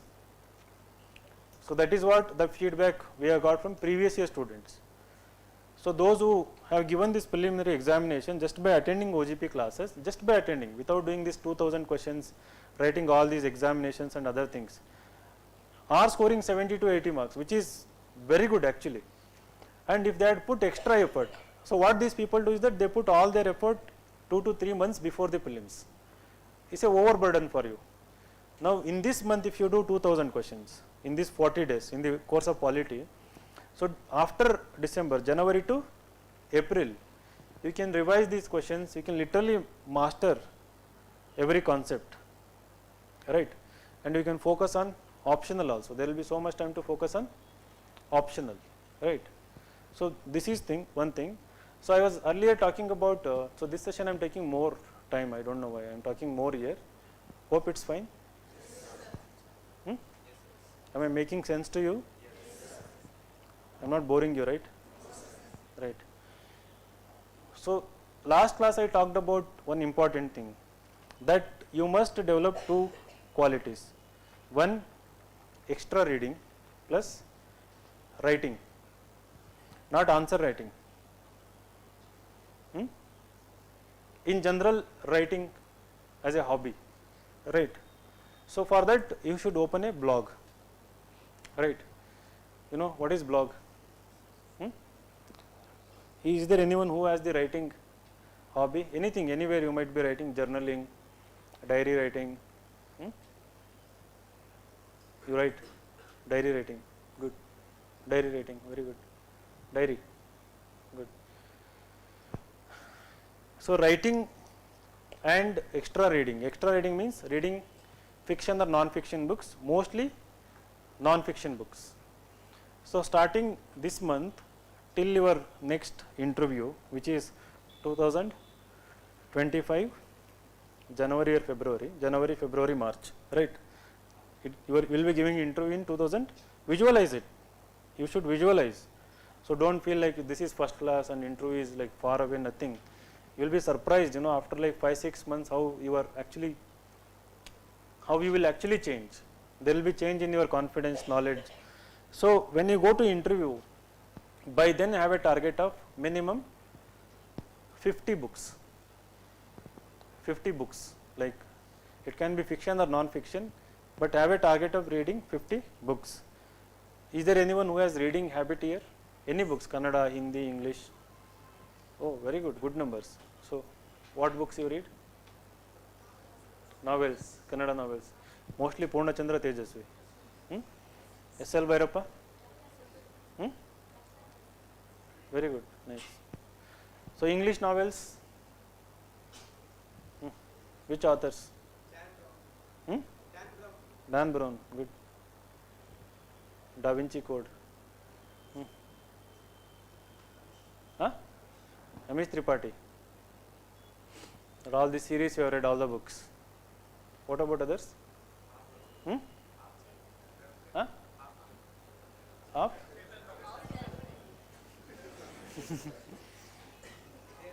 It's good, like at least you have read Chetan Bhagat, right? He is happy. Sapiens, who said Sapiens? Who has read Sapiens? You have read or you have to read? Reading it, very good. What about others? Fiction, which books? Joseph Murphy. So, only unknown authors? Has anybody read books by Shakespeare? Charles Dickens? Leo Tolstoy?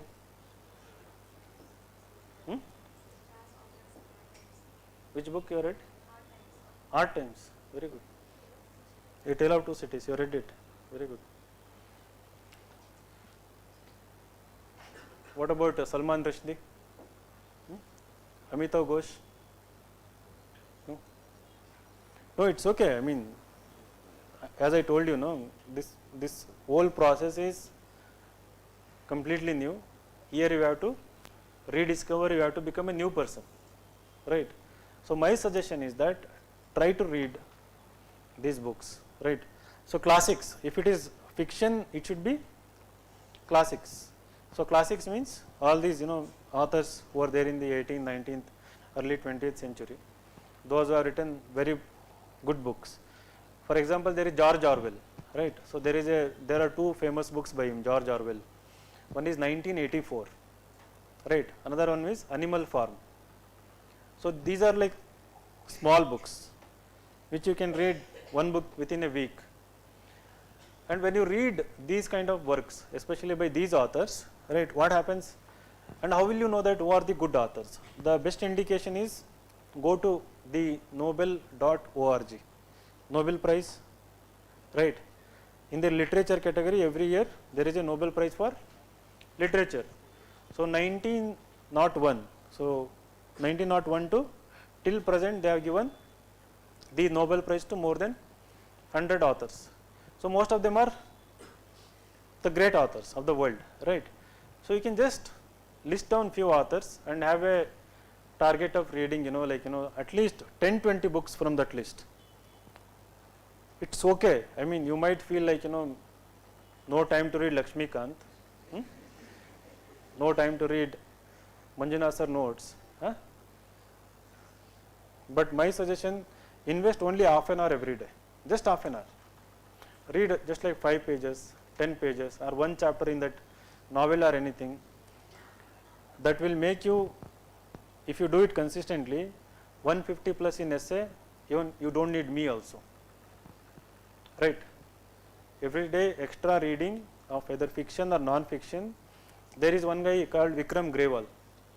Right? He scored one of the highest marks in the essay. He is, I think, IFS officer. So there is a model essay you can download, and also Avinash also. So these people are well read. Even Jaydev, he also got good marks. But Avinash I consider because he used to quote books in his essays, and I used to encourage, because for me it is a fresh approach. So there is touch of originality in essay compared to others who write hypothetical stories which are like very obvious what majority people write. They keep repeating the same example from Ramayana, Mahabharata and other things. So here somebody who was using his interest, hobby, right, the things learned from his hobby, the reading in essays, and that would come across as a fresh idea, original idea, and you will actually start developing that. You will develop thinking ability first, right? In the interview, when a candidate is sitting in front of me, or even in the mains, people struggle to write original introduction because they cannot think. What they write is, they write a random fact according to a event report of this something, which they are learnt in the prelims. The introduction is not a fact. Introduction is you are introducing your answer to the reader, right? So it should be an analytical, thoughtful statement, which includes your opinion, if it is an opinion based question. So to write like that, to think like that, there should be extra reading habit. So have a target of 50. He mentioned Sapiens book, it can be an introductory non-fiction book. So Sapiens talks about the evolution of humans from a totally new perspective. So people who have anthropology optional are compulsorily reading Sapiens book to get more examples, more case studies. But that again, you should not read because of anthropology, you should read out of interest. The same person has written another book, Homo Deus, and there is another book, 21 lessons for 21st century, right? So you can collect like 3-4 books from that author, right? Similarly, there are so many books written on so many disciplines which are in news and which are actually essay topics also. About democracy there are books, about geopolitics there are books, about climate change there are books, about artificial intelligence and its benefits or threat there are books, about all the space exploration there are non-fiction books, right? So I have a target of 20 fiction, 20 non-fiction. And when I talked about writing, so there is a blog, there are two actually, blogspot.com and there is wordpress.com. I don't know, I talked about this in the previous batch. How many of them have opened, I don't know.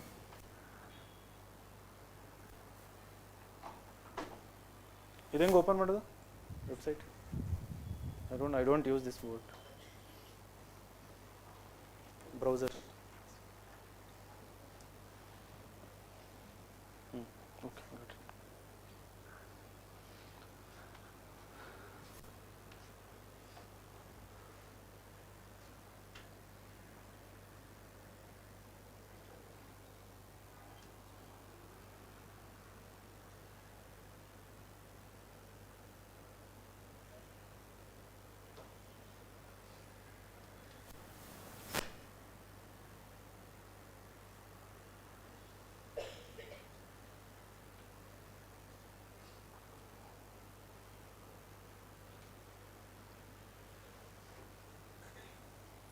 So this is like wordpress.com.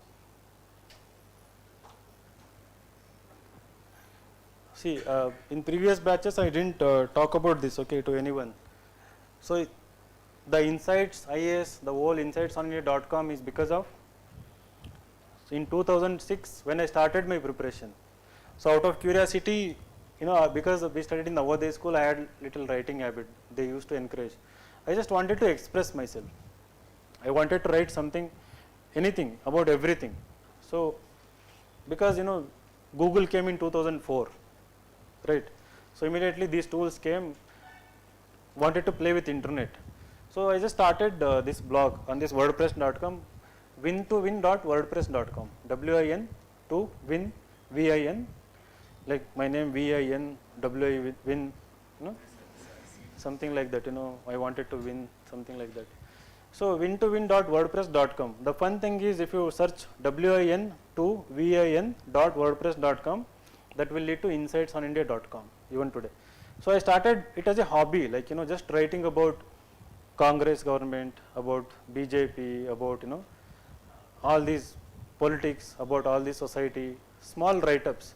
So later when I became totally unemployed, about exhausting attempts and everything, then I converted it into UPSC website, started writing about how to clear prelims, how to prepare for mains, started this daily answer writing challenge. So I was the first one in the UPSC realm to start this daily answer writing madness.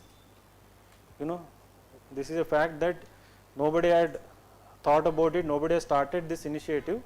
This whole answer writing thing became so pervasive, universal, because we started it. So daily answer writing challenge, I would give one question on this website, and then people started writing answers, like so many of them got rank, that's a different story. But what it did was, it gave me the ability to be independent, right? So I used to score one of the highest marks in essays also, when I used to write in 7, 8 mains. So essay writing and even answer writing, if you want to improve, so go here, just start, you know, you said like, I think 2 minutes task. So you can get started, register, you know, just simple, like, or you can directly log with your Google, and then once you create account, you can choose your URL. Let's say your name is Sneha, right? So snehasthoughts.wordpress.com, right? Something like this. So you can choose any this thing, or you can own your own directly URL also. You can go, if you are slightly rich, so if you give $8, right, you can buy your own URL like snehasthoughts.com, like this. So they will give that option also. So what you can do is that every week, right, start writing at least one small post, at least like 100, 200, anything about anything. For example, entire week, how was your experience in Bangalore, right? You can just write one paragraph, 2 paragraphs, forget it, right? And then once you start writing it, you know, so don't make it a full-time thing. There should be discipline, weekly half an hour or 1 hour maximum, right? So you can just pick up any topic. Once you start loving a topic within the syllabus, let's say as part of polity, so now when the sir starts teaching something about, let's say this, you know, collegium system, the same Supreme Court issue is going on. So it becomes interesting to you, you can give your opinion, right? So don't see it from the answer writing perspective, essay perspective, it is only your hobby.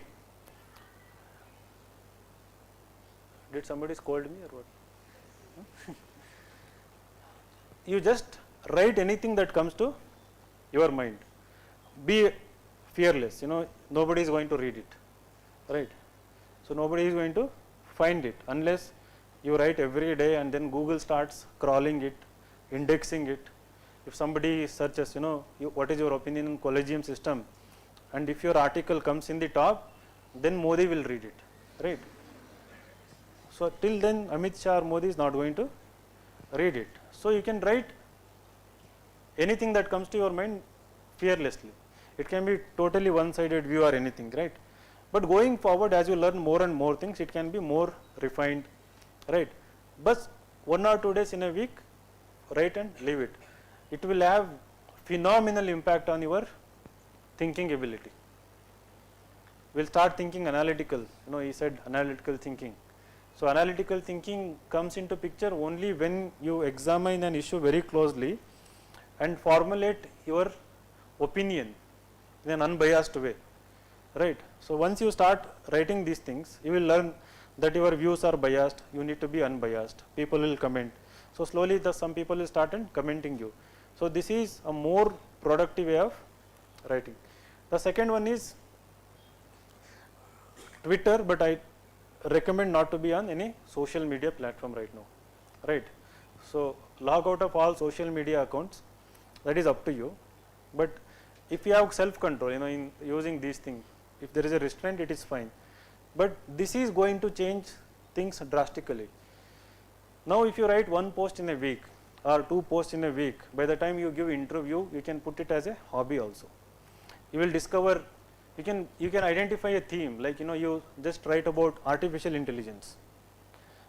Blogging on artificial intelligence can be your hobby, right?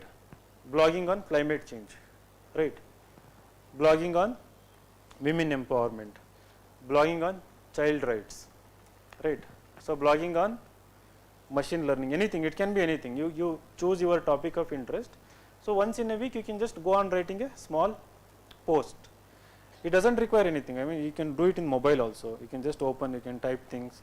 So almost everybody has a laptop or some kind of device, right? Will you do it? How many of you will do it? How many of you will actually go back today and open the account? Why not everyone? Some of you don't have Geo account or what? Internet? No? So that is the difference. I mean, if you start writing, to know the difference, you do it, right? But the word of caution is that don't get immersed in it, right? So don't make that as your identity. So it is just a hobby, time pass, which will be useful in your interview. Interview is also part of the preparation. Without scoring good marks in the interview, you can never expect to crack this examination. Now the truth is, if you want to be IAS, IPS, IFS, your marks at any cost must be above 170, ideally 190 plus. The more and more number of people who are scoring 190 plus in the interview are getting IAS, IPS, because the mains mark is shrinking. The marks above the cutoff and the highest mains marks is coming down, except for the first rank marks, second rank onwards to the last person who is in the just 1 marks above the cutoff. The mark is shrinking. You observe it. So the PDF released by UPSC, you check the marks. So now when the marks is shrinking, if you want to become IAS or IPS, the interview. So the whole purpose of the session is that if personality improves, if you develop your own independent thinking skills, analytical skills, if you become a good reader and writer, naturally this critical thinking, analytical thinking, independent thinking, innovative thinking, all these will come naturally to you. Once they become part, you will distinguish your answers in mains, your essay in mains, your answers in interview from the rest of the crowd, rest of the competition, and you will land a top 100 rank. And you have to dream that, to be in top 100. Don't be afraid of dreaming rank 1. It is a possibility at Insights IAS, anywhere. I mean, here it is a possibility. Everyone should not be afraid of dreaming about it. Keep dreaming about it, keep thinking about it, keep giving interview to TV9, NDTV, now and then, it's okay. So now what happens, in the beginning people dream about it, once they start experiencing little failures, they are afraid to dream also. It's a mad dream, something, don't be like that, right? So another issue is, which is very critical to all of you youngsters, right?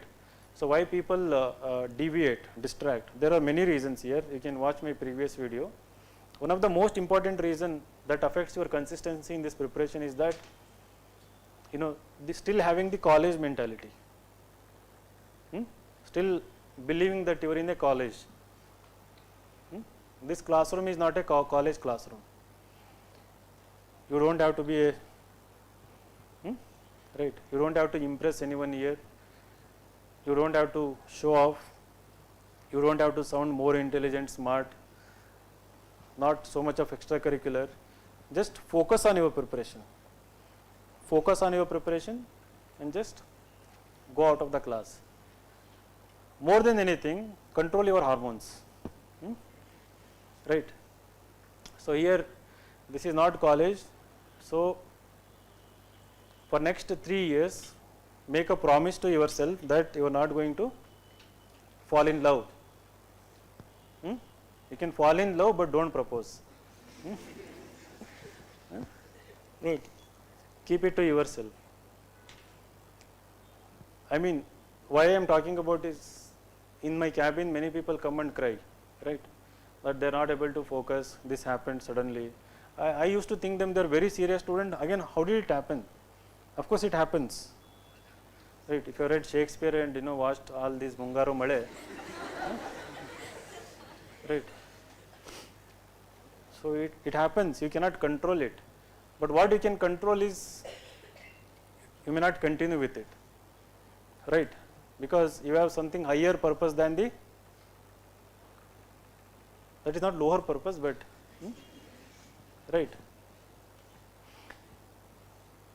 Why it happens is because of low confidence, insecurity sometimes, right? People fall into relationship in this field, not because of love, right?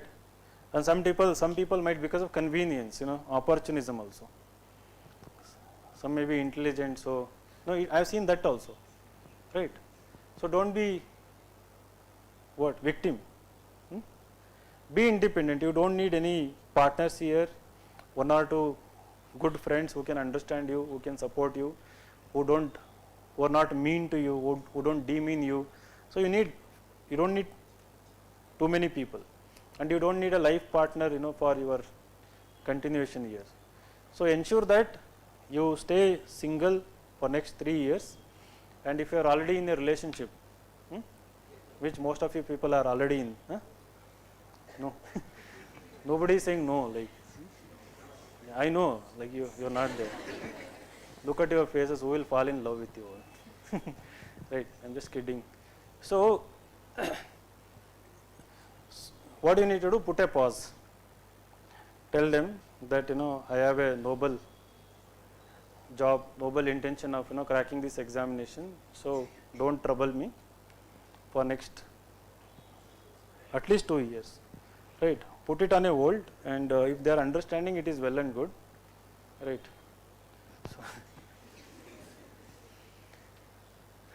So after this session, like, don't call and break up, okay? Don't call them like, Vinay sir told this, because of you I am going to fail this examination, so I am going to break up with you. Don't do that, okay? So I am not saying that, I am not against love. Mine is also love marriage, right? What? Somebody? So it's not about against love or anything. It's about, see, your identity in society is not going to be defined by your life partner, unfortunately, in our society, right? Your identity, your status, everything is going to be determined by your social standing, your upward mobility in society. If you become an IAS officer, that is unfortunate truth, right? So now when there is an opportunity, as I earlier told you, in front of you to crack this examination, that is what I meant. Something. So by falling in these things, don't. I am telling this again. Last session I told, that was the first time I really talked about it. This session I am talking about, increasingly more and more number of people are falling victims to it, right? I mean, I don't see a point, like, why you have invested money here, right? So it's okay. I mean, there is nothing wrong in it, but first give priority to this. Establish yourself, secure your position, and then once you have achieved things, everything will love, money,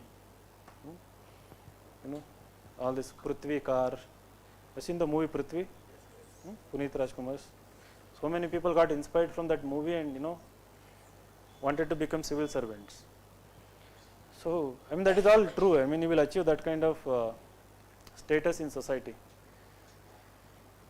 So will you all fall in love? So it's a difficult question to answer. You want to say yes? Of course, later you will do that, but not now. And the unfortunate truth is that istondella badkandrunu Even after telling so much in English, right? Some people cannot control their hormones, right? So you need hormonal therapy. I mean, it's a very serious issue. So if we can be friends, it's fine, right? Be friends. Like again, don't let that friendship turn into. Till you clear, you can be friends. Once you go to Labasna together, do whatever you want. But till then, see, I'm telling this as a like elderly brother or your mentor, right? So it is not none of my business to say these things. But this is what I observe because of our one-on-one interactions in this institution. And you will also go on building a very professional relationship with all of your mentors and with me also here, right? So by the time you reach interview, I would have understood you to some extent, not to the full extent, right? So, but I want to see your growth, professional growth from 0 to hero or heroine, achieving that. So nothing should come in between. So I should not waste my time in mending that particular thing, right? That is not my job. So our job is to ensure that you score very good marks in everything and crack this examination, right? So all of you are very young, 16, 17, 18-year-olds. What? But all of you look like, right? So all of you are like 21, 22, 23, 24. So people like girls get scared, by the time they're 24. Why? 25 is the barrier, 25. And 23, 24, I'm jobless. I'm graduated. Even after 6 months, I don't have any job, right? So I don't have employment. So don't let these things get into your mind. So 1 year for this examination till 2024 September, right? Give everything you have. The very next month, October, you go and find a job, right? The very next month. So don't again prepare full time for this examination. 1.5 years you prepare for this examination till next September. Totally devote. So my sincere suggestion as your brother or your teacher is that go and secure your plan B. Go back and join a job, any job, right? Part-time job, full-time job. Immediately after your mains, you go and back join a job that will help in interview preparation also. That will give you some income security. And if you are given 100% in this journey, 1.5 years, you don't have to again prepare full-time for the next attempt. You will have to keep just updating the things. You don't have to do the same thing again and again, right? So that in case if you have to give second or third attempt, so when you go to second attempt, interview, there will not be much gap in your DAF, detailed application form. So after your graduation, there will be 1.5 year gap or 2 year maximum, but after that there will be employment of some sort. So and then combined with these reading hobbies and writing hobbies, I am sure 180, 190 plus you will score in that interview, right? So that is how you should do. So don't get stuck in this preparation. So do everything possible right in this attempt, and then by next year you go for a job. So I think by that time, I hope economic situation will be fine. Everyone will be offered some kind of job. Fine. So with respect to optional, the top optional are political science, sociology, anthropology. In this order, these are the top 3 performing optional according to data itself. So next comes the literature, and then geography, public administration, then things like the professional subjects, mathematics, or that again I don't recommend people getting into medical science, law, mathematics, and this professional subject, botany, zoology, chemistry, physics, unless you have done well in the graduation. In 3 years, 4 years or 5 years of a graduation, if you have done well in these subjects, let's say you are a law graduate, and if you are phenomenally well in law in your graduation, you did really good in law, you know all the concept, then go for law optional, it will make sense. Similarly for medical science. So, but during college days, what you did was only extracurriculars but not much into academics. Suddenly taking that subject and reading will be consuming lots of your GS time.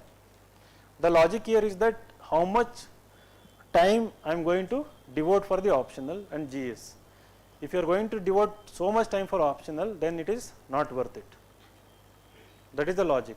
And some people having done 3-year BSc degree tell me that they want to take mathematics or physics. Completely no. The questions are master's level in the examination, right? If you haven't done masters in either mathematics, chemistry, physics, unless you are Ramanujan, like by birth you are really good in mathematics, then go for it. Otherwise, strictly no, right? It is okay, you can pick up humanity subject, you can study it within 6 to 8 months. In 6 to 8 months, you can study it to the extent all these political science students are, none of them, majority of them are not political science students. Everyone is engineer or a doctor or some science graduate, commerce graduate. Very few people are political science or even sociology. So you can actually study them. You just have to open your mind, keep an open mind, go through the syllabus, go through previous year papers and select one of these optionals. Again, no philosophy, no psychology. You may love philosophy, you may love psychology, but for some reason they are not doing well. Even if you put so much effort, it is difficult to score 250, 260 plus in these optionals, right? And if you are going for Kannada literature, you should love the subject, you should love Kannada first, or it can be Telugu literature, it can be Hindi literature.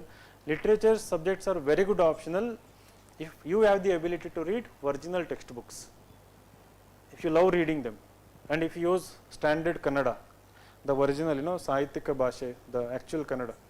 If you are good in writing, if you can develop that writing, they yield very good marks, 280, 290 you can reach. So otherwise the lowest can be 220, 230, that is why we recommend it. Even with not so great writing, you can be assured of at least 220, 230 marks. But with good effort, you can actually score better. So geography, if you are good in drawings, if you are good in sketching maps, if you are curious about the world, just because you are an engineer, don't take geography. You should actually love the subject, but you should be fundamentally good in drawings, in geography, right? So if that is your nature, you have that skill, then go with geography. Public administration requires bit of analytical thinking, right? So good writing skills. People can develop, say Manjunath sir and Sailesh sir who teach us economy, they will be doing it. It's a very good optional provided you are good at the subject. So these are the subject, you are good at the subject and you can score good marks. There are some subject, philosophy and all, even if you are good at the subject, you cannot score good marks, right? So these 6 optionals, right? And plus mathematics, as I told, that is also very good optional. Even engineering, electrical, provided in 4 years of your engineering, you are really good in the subject.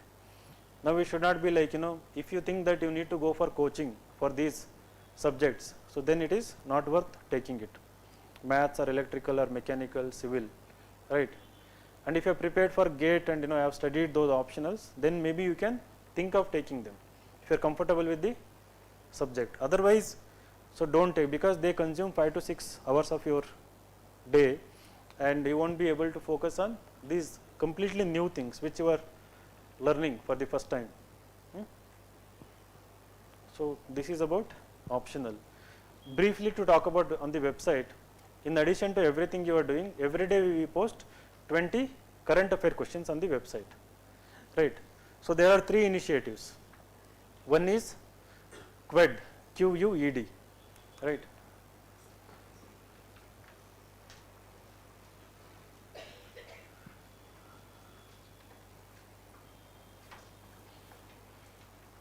See, if you go to our website in the quiz section,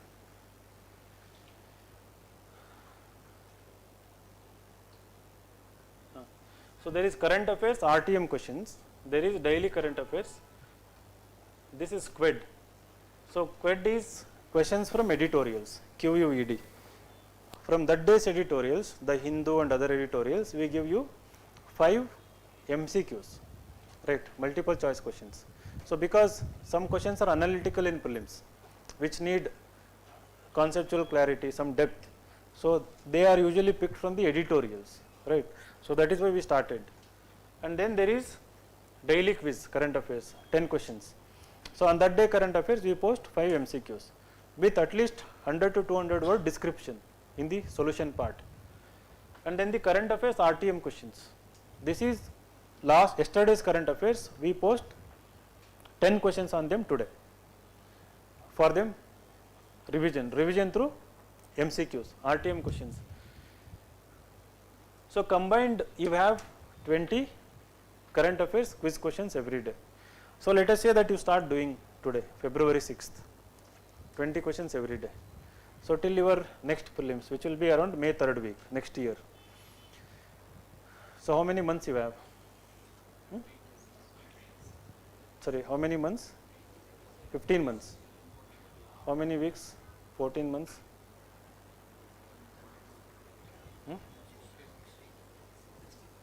60, 65? Okay. Okay, like we'll go by month wise. In a month, if you solve 20 questions per day, you have nearly 500 questions, excluding Sundays, 4 Sundays, you have 500 current affair questions. In 10 months, you have 5,000 current affair questions, right. In 15 months, you have how much? 7,500. 7,500 current affair questions. So 7,500 current affair only prelims questions, and in the real exam there can be 30 to 40 current affairs questions in the real preliminary examination, right. So the probability of you answering every single 30 to 40 questions in preliminary examination is so phenomenally high. Like, I am using this word phenomenally again and again this session. The reason is, if you do 7,000 questions in this current affair initiatives, you don't require any other current affair material, video, nothing, absolutely nothing for prelims. For prelims I am talking about. We can totally blindly rely on all these questions and the solutions for current affairs, for prelims. If you solve these questions and if you revise these questions, imagine 30 questions out of 7,500 questions, right. Even if you get 15 questions, right. So combined with 60 questions in static part, which we talked about earlier, daily, monthly, per subject 2,000 questions, plus if you do even 5,000 questions of these, you can easily score 120 plus hands down in prelims. So use this resource carefully. For example, this RTM. So the 3rd Feb, what it indicates is questions on the 3rd Feb current affairs. It was posted on the 4th Feb. So today again they will post on the 4th Feb.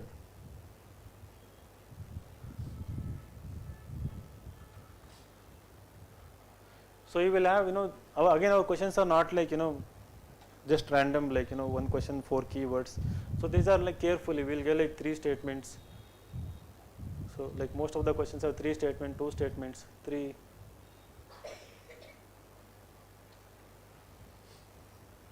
So 10 questions are, right.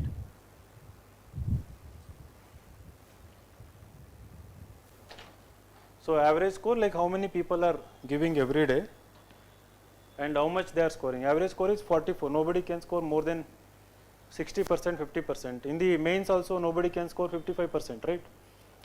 In the prelims also 60% and above is very rare. So you don't have to get affected thinking that,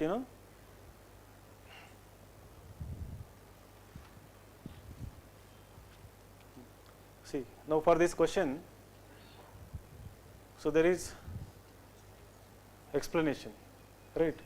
So there is full explanation, and then there is, we have given the link also. If you want to read more about that particular question.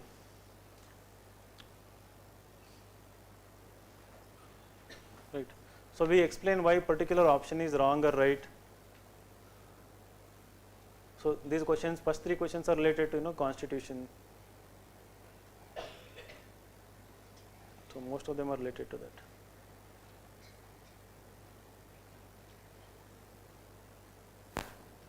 Yes. So like this, for all the quizzes, there are questions and detailed explanation. So like 7,000 questions and explanation is like, it's a big compilation. Okay. So without any apprehension, without any doubt, you can rely on this quiz. And then there is another initiative for mains answer writing, which you should not miss. This secure answer writing. This is the game changer. Like for most of the people sitting at home, they have improved answer writing skill only because of this initiative, because of the peer group. You know, you write an answer. So now these are the months when very few people write answers because of prelims approaching. Only if you are preparing for 24 and then you come to know this, the numbers will increase. So hundreds of people, you know, they post questions. So what we do is that, see, this is from down to earth, this question. So we go through that day's editorials, different magazines. From them we create mains question, mostly analytical, broad, open-ended question. And then we tell you how to answer this question. What is the directive word? What is the demand of the question? What do you mean by analyze? How to structure your answer, right? So now you can click this question.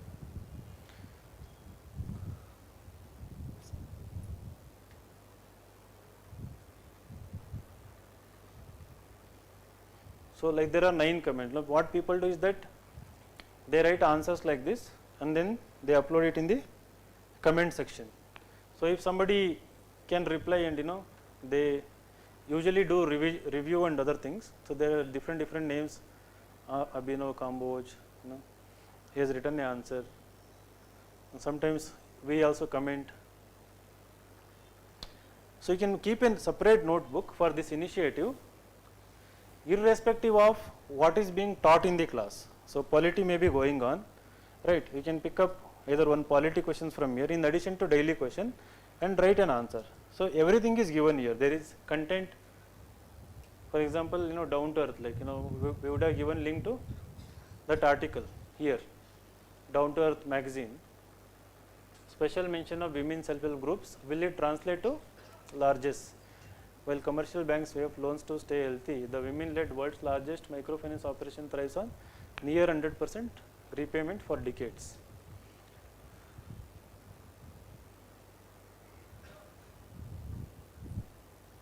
So I haven't read about it. So it talks about, there is a special mention about self-help groups in economic survey. Maybe they may want to give more loans or something. Okay, maybe special provision for them. So the entire article is about. So there is a content here, right? You just have to read it for, you know, like 10 to 15 minutes, maybe this article. Read the question. According to question, you extract some 4 or 5 points, and then take a notebook and then write your answers. Okay. So what you can do, you can pick question today, and then you can, you know, create some. You put just half an hour maximum. Read article for 15 minutes. 10 minutes you jot down points. Next day, after 1 day or 2 days, based on memory, you write 100 to 200 word answer to this question, which you can come and show to your mentors. Now idea here is that daily one question, which will around 300 such question and answer you will write as part of the program. So that is daily, and then weekly, monthly if you include, so they will also add to another 100, 200 answers. Around 500 answers you will write. In addition to that, if you write one answer every day, then if you increase to 2, 3 going forward.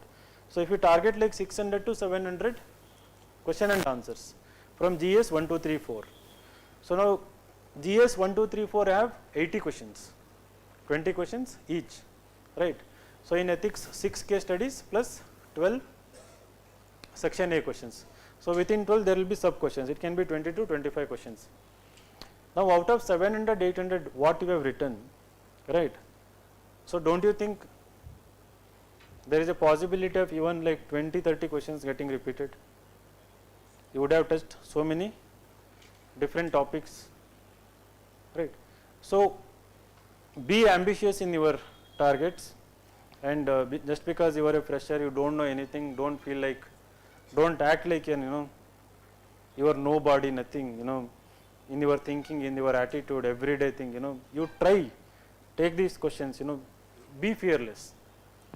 Slowly, slowly you start liking it, you will loving it, start loving it, and then you will write more and more answers. Coupled with our feedback, you will see your confidence rising in every week, every month.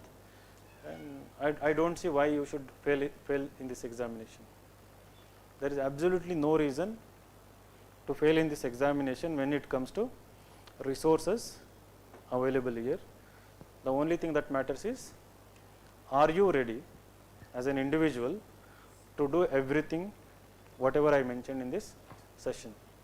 If you are ready, willing, problems will come and go. You will definitely face so many problems, they will be there. Irrespective of all the problems, are you willing to continue? Right. If the answer is yes, then you can change your life, your parents' lives, lakhs of people's lives. You can change the country also, right? Some of you can go on to become finance ministers, chief ministers, external affairs minister. It is limitless what you can become in this country once you achieve this particular thing, right? So it starts from here today. So I hope you will learn lots of lessons, and I hope you will implement, right? It comes to implementation. Please implement. I want to see everyone crack this examination.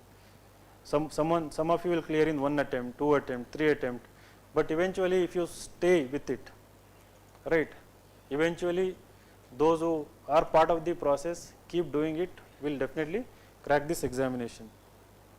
So wish you all the best, and thank you so much.